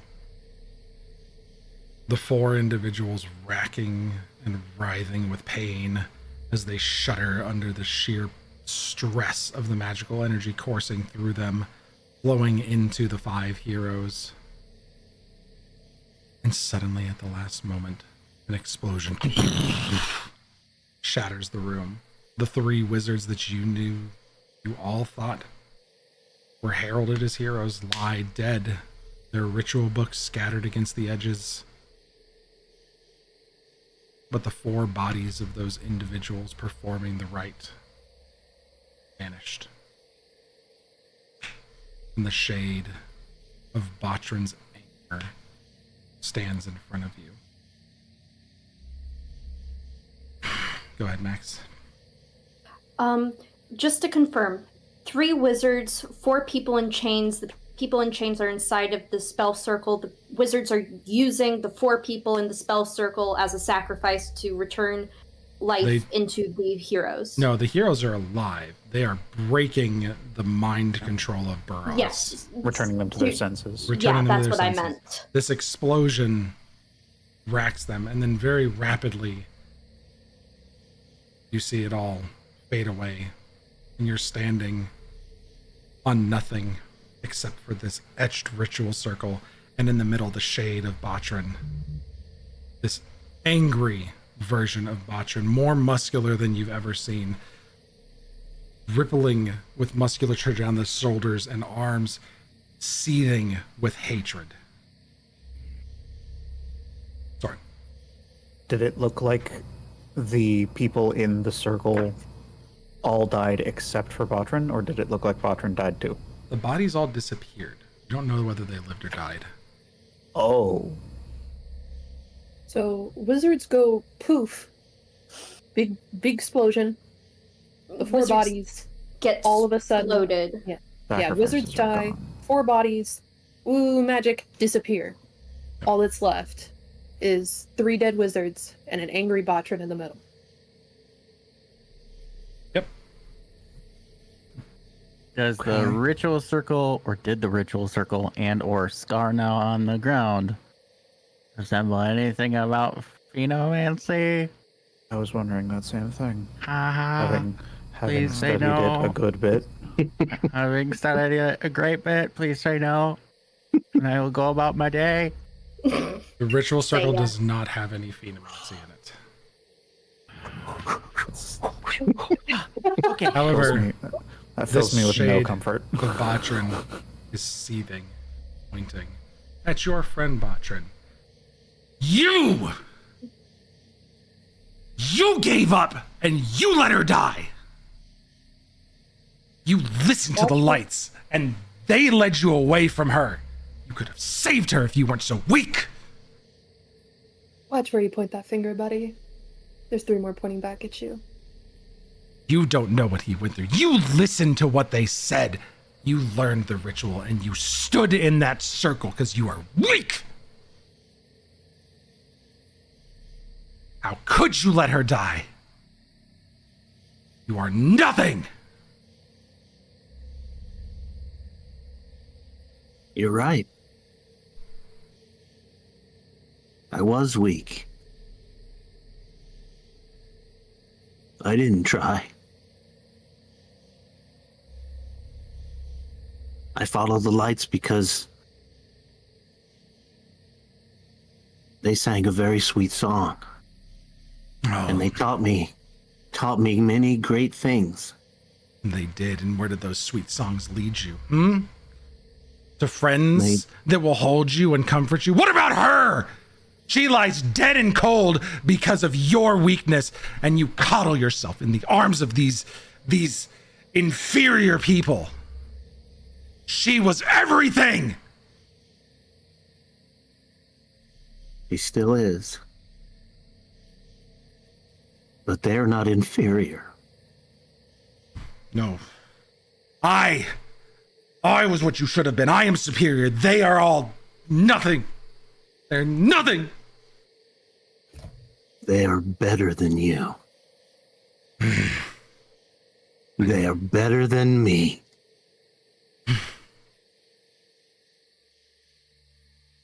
What is everybody else doing in this moment? I'll go first.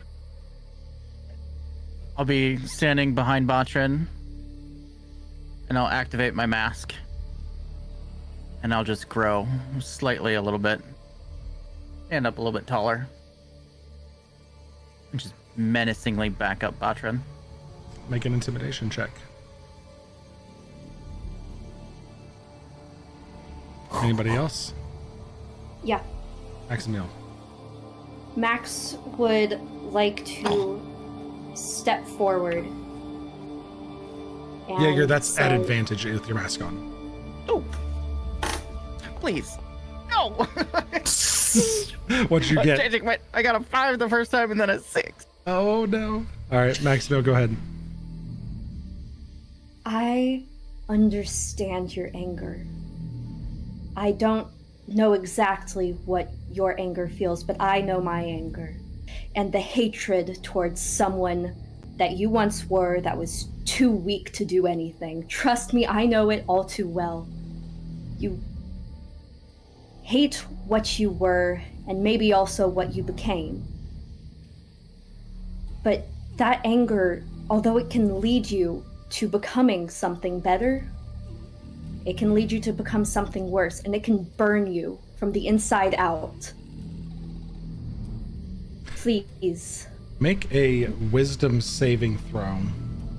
As You know for I'm not good at For those. you, the shape of Botrin dissipates as the nightmare taps into you and turns into your beloved best friend. Your young lady who is fighting for your very kingdom, as the nightmare stares back at you and says, "What about the strength to leave someone else to do your work behind, to die and bleed for you time and again?" 14? 14's good enough. It was a 14 DC, actually. Oh my god! You may make a persuasion check now at advantage because you succeeded in the roll. Doran, what do you want to add? Again, gonna place a hand on Botrin's shoulder, stand up tall, kind of mimicking what Jaeger did, and just say, "There was a time when I let my anger take over, to try and shed weakness. And in that anger, everything was taken from me. We cannot give in to the anger." 25. Ooh, great persuasion check. 25 is fantastic. You know what's better than 24? 25. Doran, I need you to make a Constitution saving throw to maintain your composure as the humanoid form of Valatarthex appears in front of you. That is a 19 con save. That saves, but the nightmare does save to you. And what of the weakness of those that stand idly by and watch their fathers get disemboweled on the floor? You may make an intimidation check with advantage. Ooh. Because of your successful 19 con save.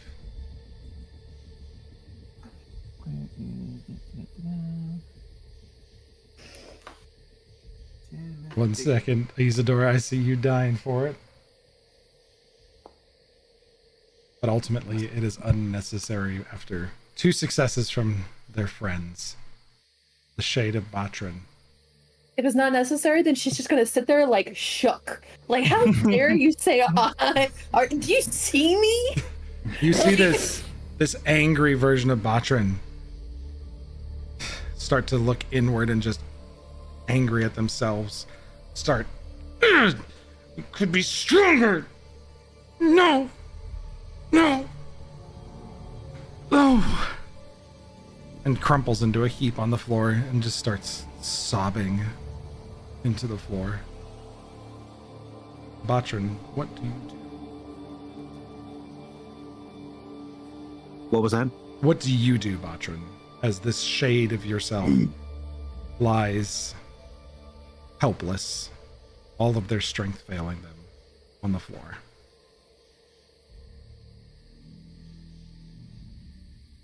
I walk into the center and I kneel down and place a hand on my shoulder.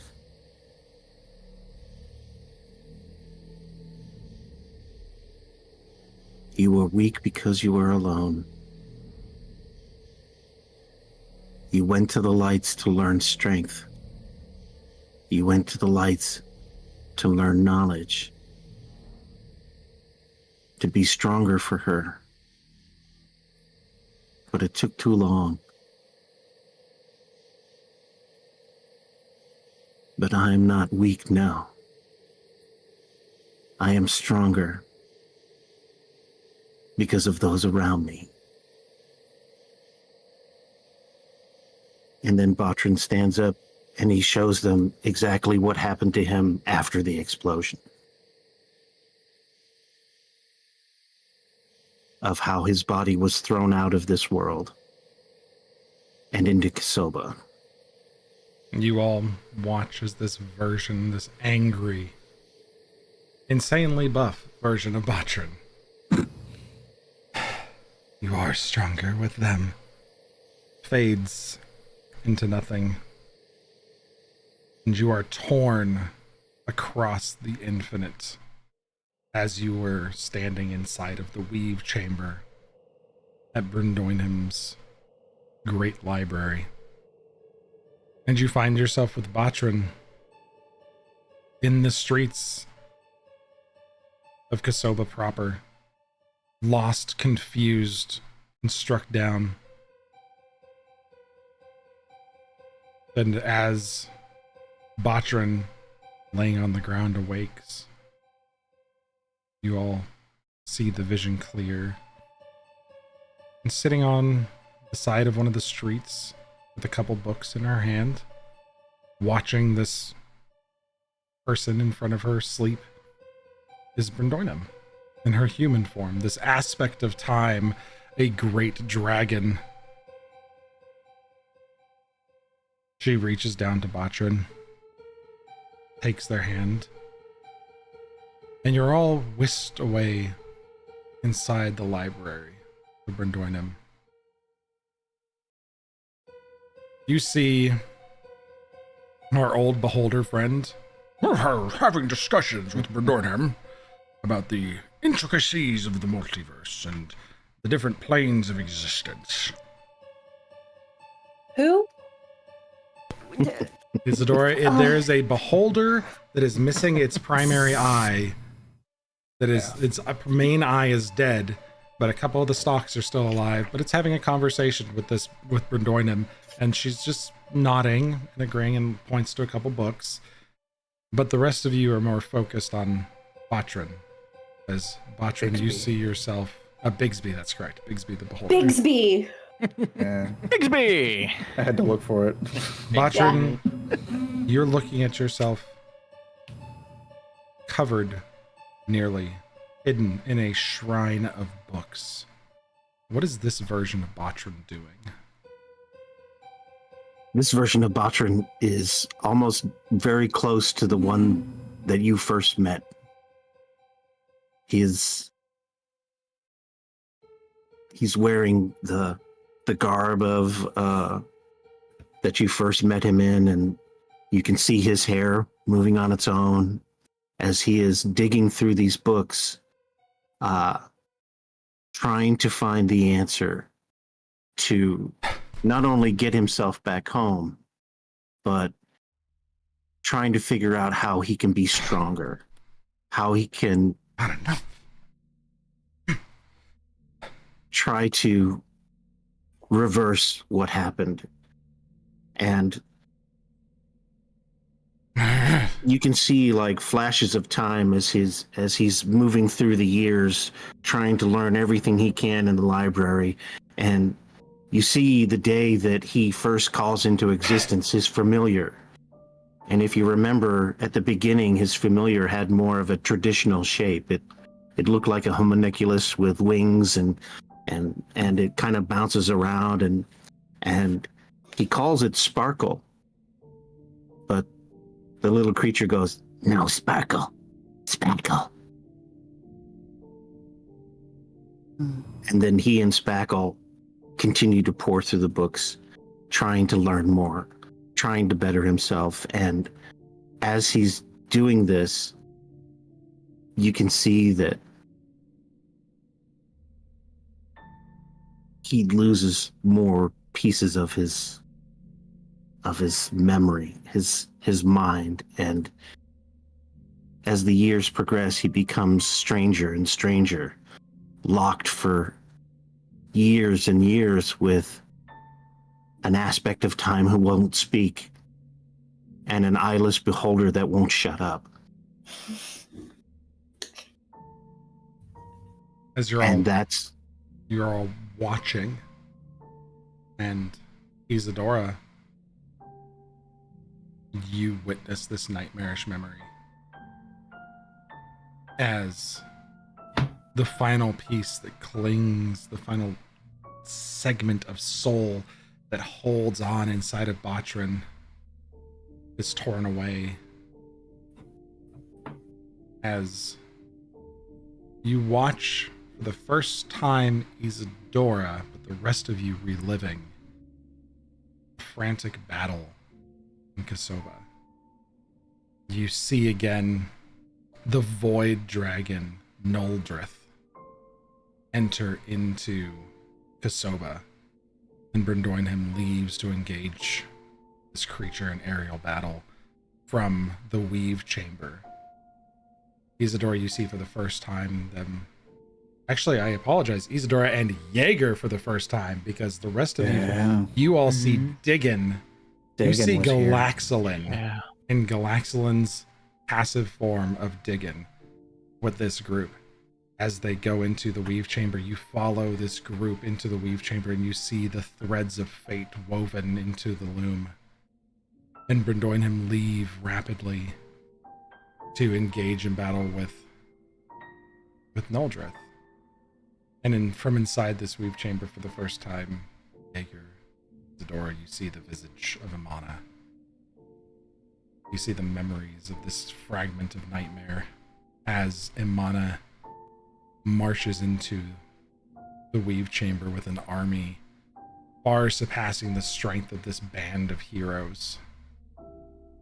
Noldrith and Bryndoinham breaking through the ceiling. Bryndoinham, realizing that all is lost, unleashes an incredibly powerful breath. And the Midnight Parliament as it existed then, with Diggin, appears again in the streets of Kosoba, and there's two Botrins. Bryndoinham looks to the Botrin at her side, and it vanishes. And she hurries the group away to a portal chamber, where a rash decision is made, and the group leaves. And you now see that last fragment of nightmare holding on to the version of Botrin that's about to step through the portal.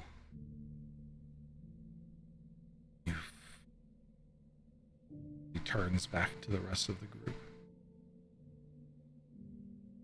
If only you had the foresight.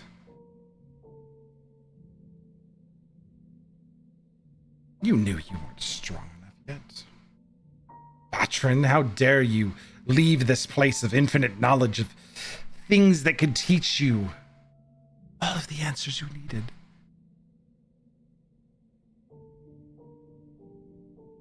You weren't strong enough with just a group. It was knowledge you needed, and you were at the feet of someone that was nearly a god. You could have learned so much. Bigsby died, the yammering would have ended, but ultimately, I could have gained what I needed. What have you gained since you left? Friendship and admiration? Where's the knowledge that you needed? Where are the answers, Botrin? I had all the knowledge I needed. Has she returned to us? Have you solved the problem yet? Is your soul whole again? Is the fabric of the universe corrected? Has Bryndoinham said anything to you? The answer was never going backward. The answer was always going forward. And I'm going forward without you. Oh, you need me. You needed to know so many more things. You needed to learn so much more. The years you spent in this place outside of time could have been so much more. They could have been so much more powerful than you ever believed. As this shade of Botrin grows in horrifying power, the prehensile hair extending to a weave as it stands 20 feet in the air, a mass of swirling hair and power and dark magic emanating from it. You could have become more powerful than any of them let you be. They held you back. You needed to learn. Isadora, I'm gonna go to you since you got skipped on the last one for first actions here. What would you like to do to help Botrin? Oh boy.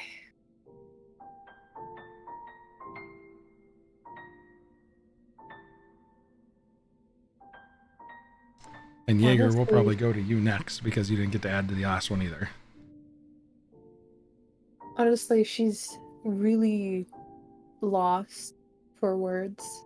And she kind of just looks at Botrin and is like,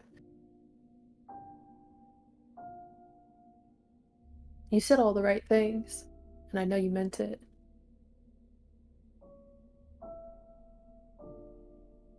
Whatever you decide to do next, I have you. I have your back. Botchin reaches out a finger and he places it on Isadora's tattoo.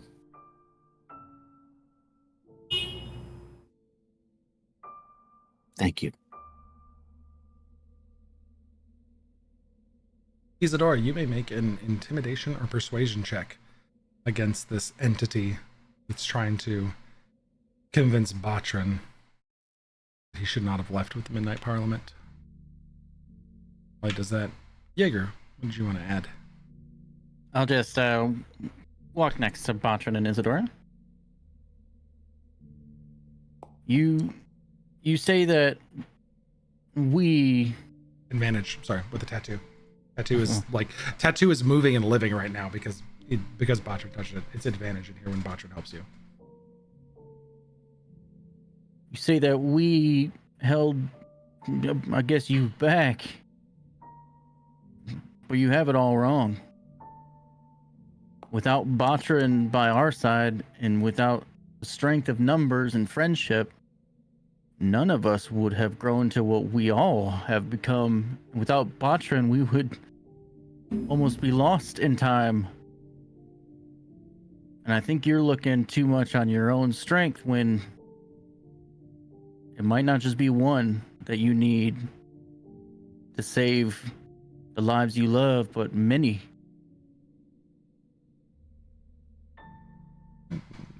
Resigned ourselves to this. You can't save her. It's been years. She's gone. What we need now is knowledge and power.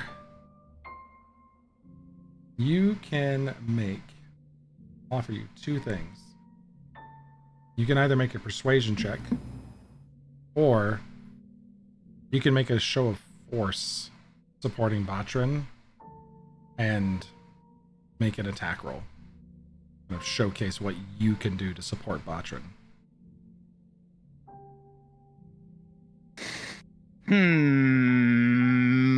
My rolls have been shit. And hand up for whoever wants to go next in case Jaeger fails. What was the first one? Sorry, it was an attack roll. Persuasion or an attack roll. I'm gonna do an attack roll, but I'm gonna flavor it a little bit, and I'll just stand and respond to him. Knowledge between numbers and multiple brains is stronger, but strength and power is something we bring in force. And I'll light up my crystals, and I'll shoot scorching ray at him. Ooh. Hit him. So that's All three of them. it's through my gun. So first time I'm using this ability, I'll aim my gun and it just whines this powerful scream, and then this explosion comes after the fact that just light happens, and then it makes the concussion blow, and just 3 rays shoot out. 3 rays, twist, out. Do I have to roll this 3 times? Yes, you do. It's 3 attacks. Make a range attack for each ray. Doesn't cast it. Botrin, do you support in any fashion there for Jaeger? Yes. Because Botrin is the wholest he's ever been. He feels so much larger than what this creature thinks he is. And it's almost like he's holding this nightmarish creature in the palm of his hand as Jaeger shoots at it. So it's a 13 to hit, 24 to hit, and a 20 to hit. You can roll the 13 with advantage. That plus and roll one more time. 26 to hit. Max Meal, since all 3 hit, we needed 4 successes on this one. So Max does not need assistance, but Max can flavor in whatever she likes. Max is just gonna say, you know, to quote yourself, you were weak because you were alone, but you're not you're not Botrin, you're just a nightmare, you're their own worst memories, self-doubt, whatever. You're just a nightmare. And you're not going to last. We're all gonna wake up eventually. Fuck you.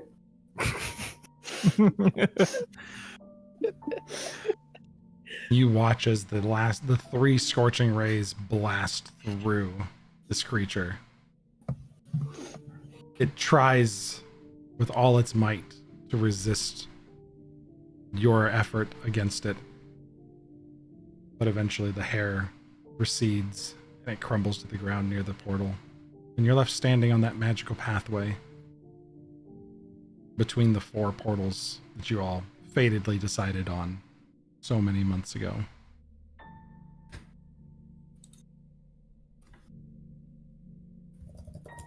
And Botrin, this version of you, lays trying to get up. Knowledge was what we needed, not friends. We needed answers. Did you find any? I did.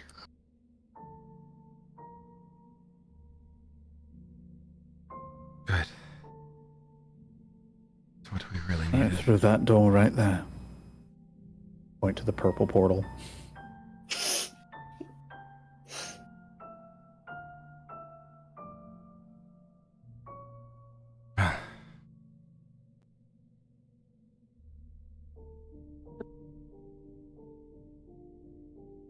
I hope that is really where the answers lie. As this version does not embrace Botrin. It stands up and steps through the portal. You're all bathed in a brilliant white light. Except for one of you. I need everybody except for Soren. Go ears off, please. Oh. Shit. Stay safe, buddy. Pray for me, chat. Song choice? Creepy's good. Anything no. anything classically Amana is good. Fuck. Oh, no. Okay. Soren, the rest of the group begins to walk through. And you feel a pull from behind you. Okay. We're still in Glancing, that portal room. That was where we were running from those cockroach dudes before we jumped through the portal, correct? glancing over your shoulder, you see the weave chamber in the distance behind you. Your friends have stepped through the portal, but something beckons you to the weave chamber. You know how time has been in this place. And you get the sense that seeing what this is about won't really interrupt anything. You might be gone for a brief moment. Can I get a sense on what kind of pull it is? Is it a curiosity? Is it a It starts A as a call for curiosity, attention. and then something in the nightmare shifts to the image of your daughter, and she beckons you from the distance to follow her. One of my kids is like, I'm trying to talk about through this, and my kid's like slamming the door. It's okay. What are you doing? So internally, he knows this is not real. None of this is real. At best, it's a trick.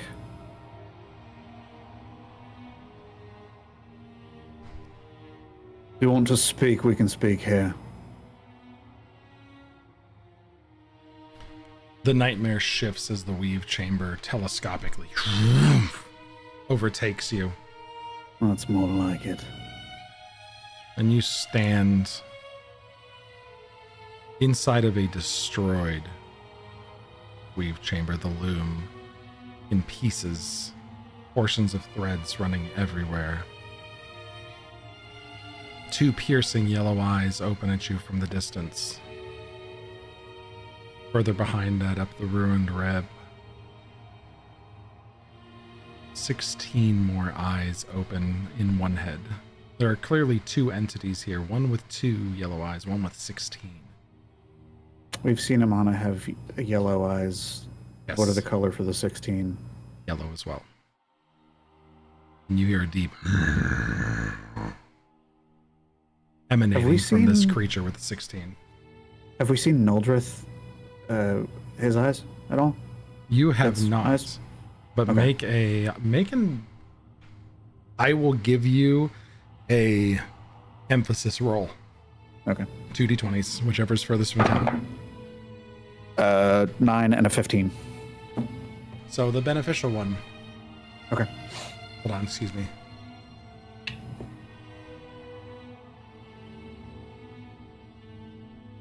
Hold on, chat. Sorry, Chad, hold on.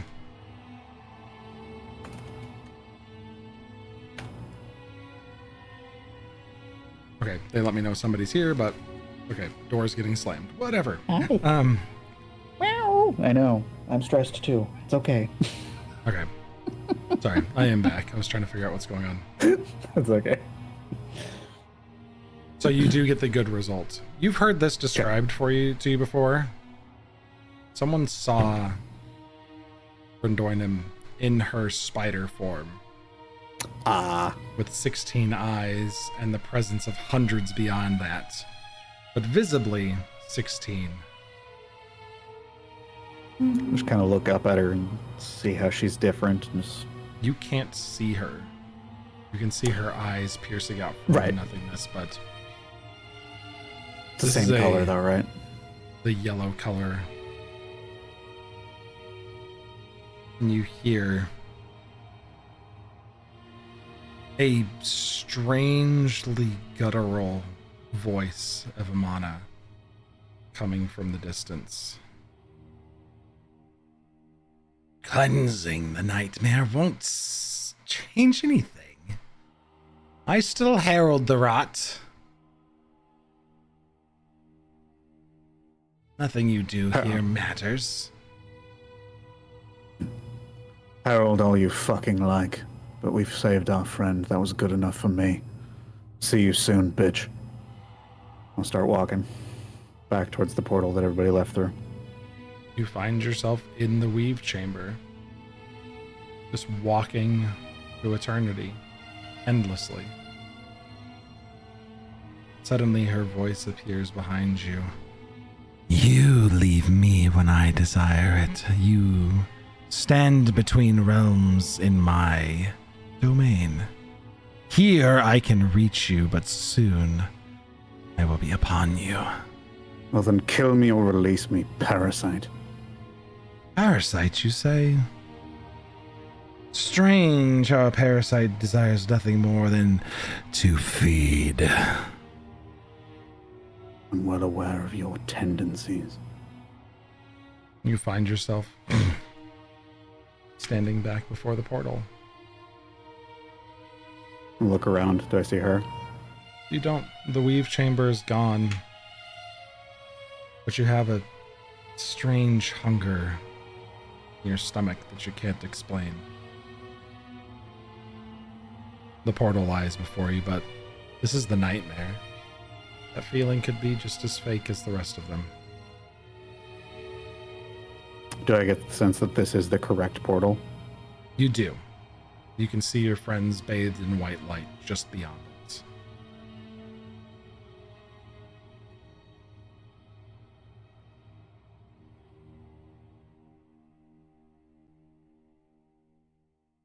What would you like to do, Soren?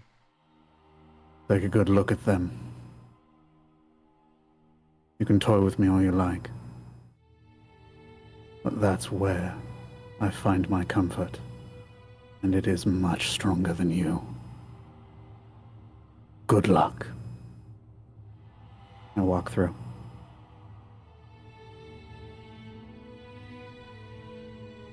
Letting all our friends know to get their headsets back on. And we're back. Welcome back, everybody. What's God, up? she's a persistent bitch. You all step through the portal, and then about 2 seconds later, Soren steps behind you, saying, God, she's a persistent bitch. Who? You know who. I'm No, I fine. don't. The rot wench. Mm.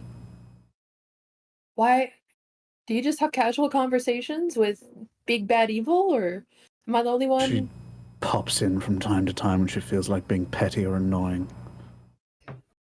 Just to you in particular? What did you do?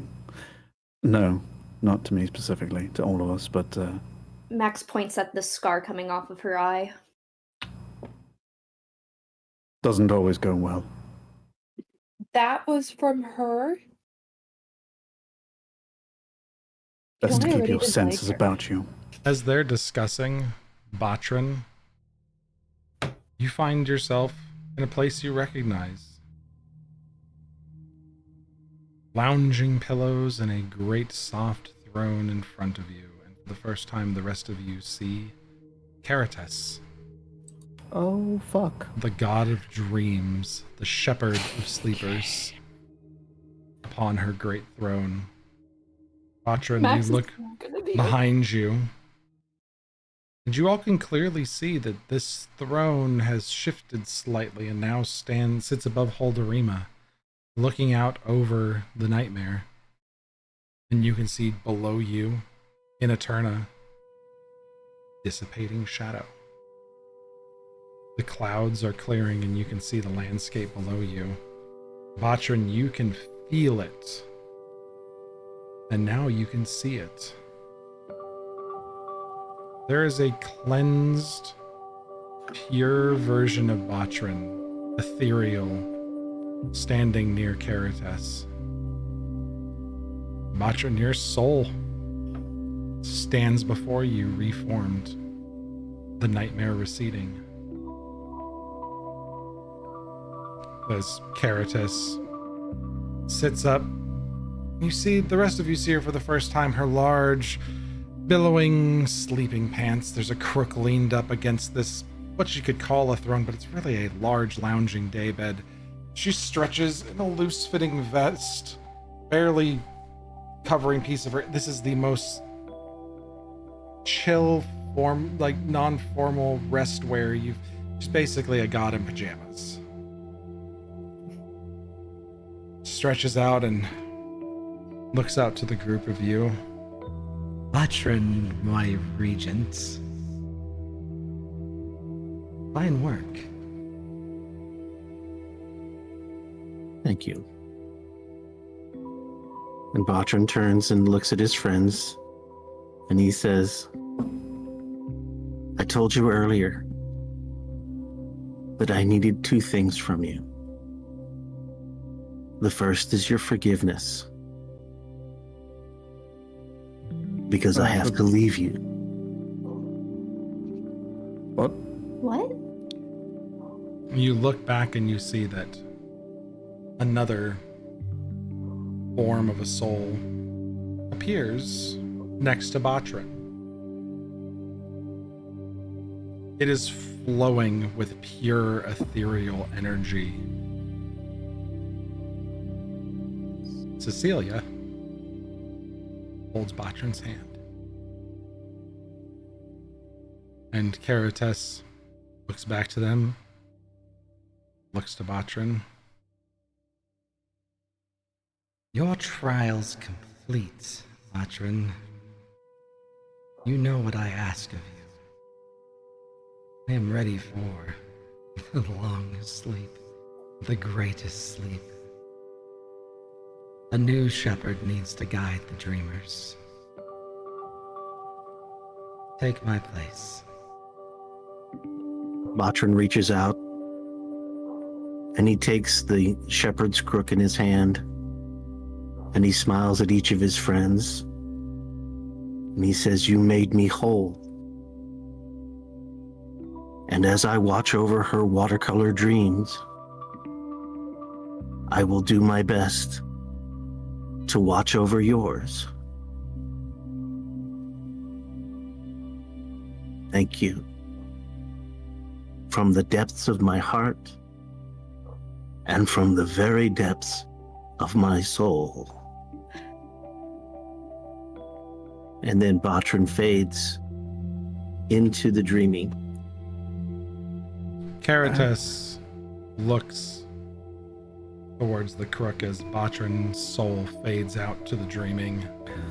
And this new elevated form of Botrin that you don't recognize grows to the height of Caritas, a demigod, immortal risen to godhood. As Caritas second looks thing- to Botrin and...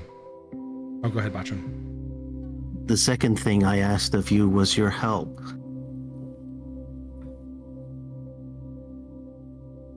Because I cannot take on the name of Caritas and the name of Botrin is unfamiliar to all those who dream. So I call upon you, my friends, to give me a new name.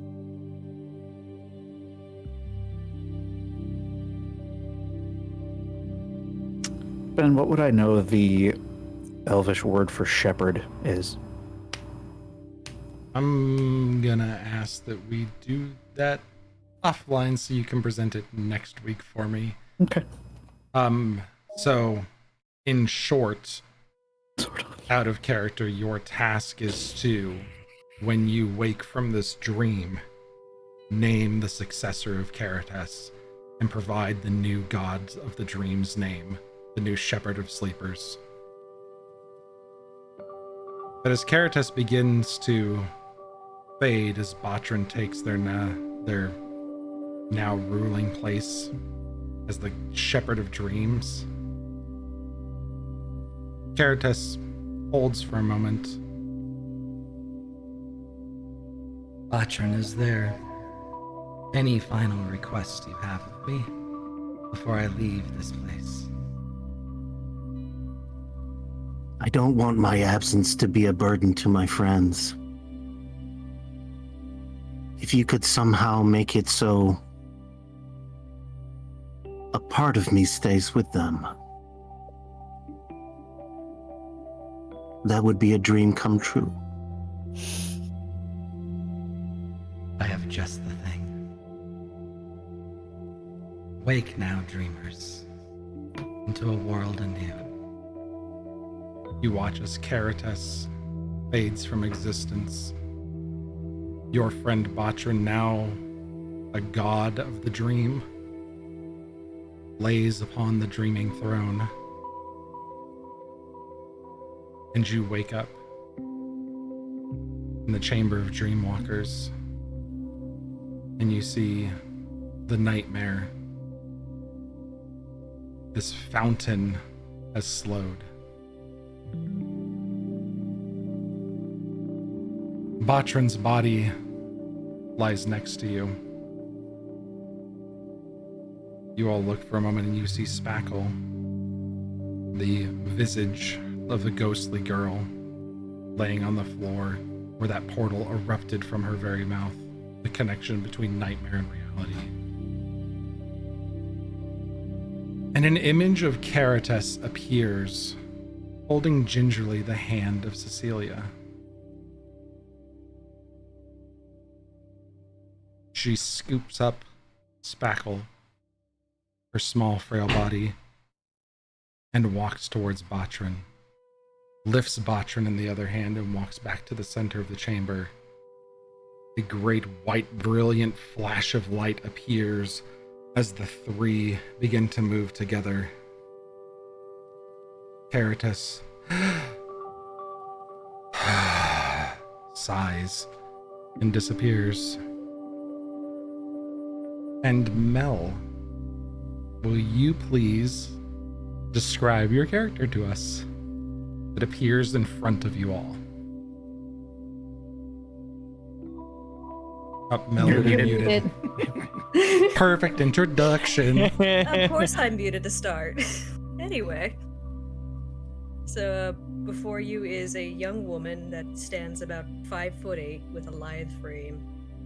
Long, ice-white hair tipped at midnight void falls down her back to her mid-thigh. She's dressed in soft pink pastels and blacks. Buttoned-up shirt is a couple sizes too large for her, like it's a hand-me-down, and it's tied at the elbows.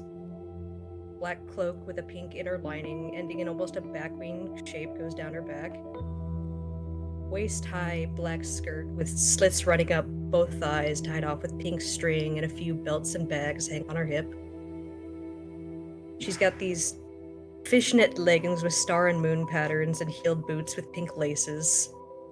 And tying her cloak together is a familiar brooch of the Midnight Parliament symbol. And a little ghost hairpin sits above her ear.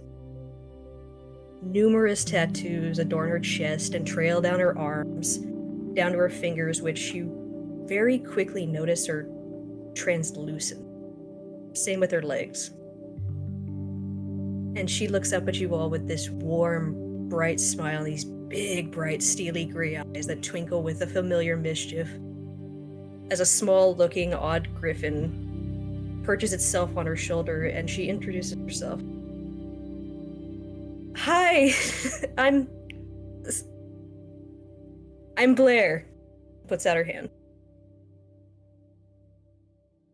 And that's where we're going to end today's session, is meeting Blair.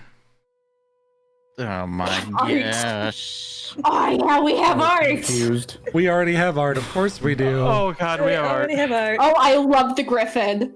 Oh my god. Of course. And I love Blair, of course. Oh my god. Yeah. She's a little fun creature. So as we do say our fond farewells to David, thank you so much for playing with us and wrapping up Botrin so beautifully. Thank you guys for allowing me to be self-indulgent with this exit and the roller coaster ride of Botrin's healing journey. So thank you for allowing that to happen. And I love all you guys. You guys are the best. Love you too, man. Great having you here. Gonna miss you. Gonna miss you. What an amazing story, man. You became a god. That's So next week, you guys get to name a new god. Blair, Got ideas.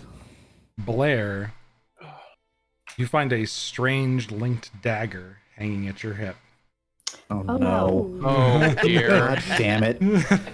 And David, we wish you the absolute best and hope you get to hang out with us in the future. Please check back in. Oh yes, I will. I will pester you guys and say hi and all that kind of Always stuff. welcome. Yeah. But from all of us, thank you so much. We love you. And we'll see you guys next week. Have a good night, everybody.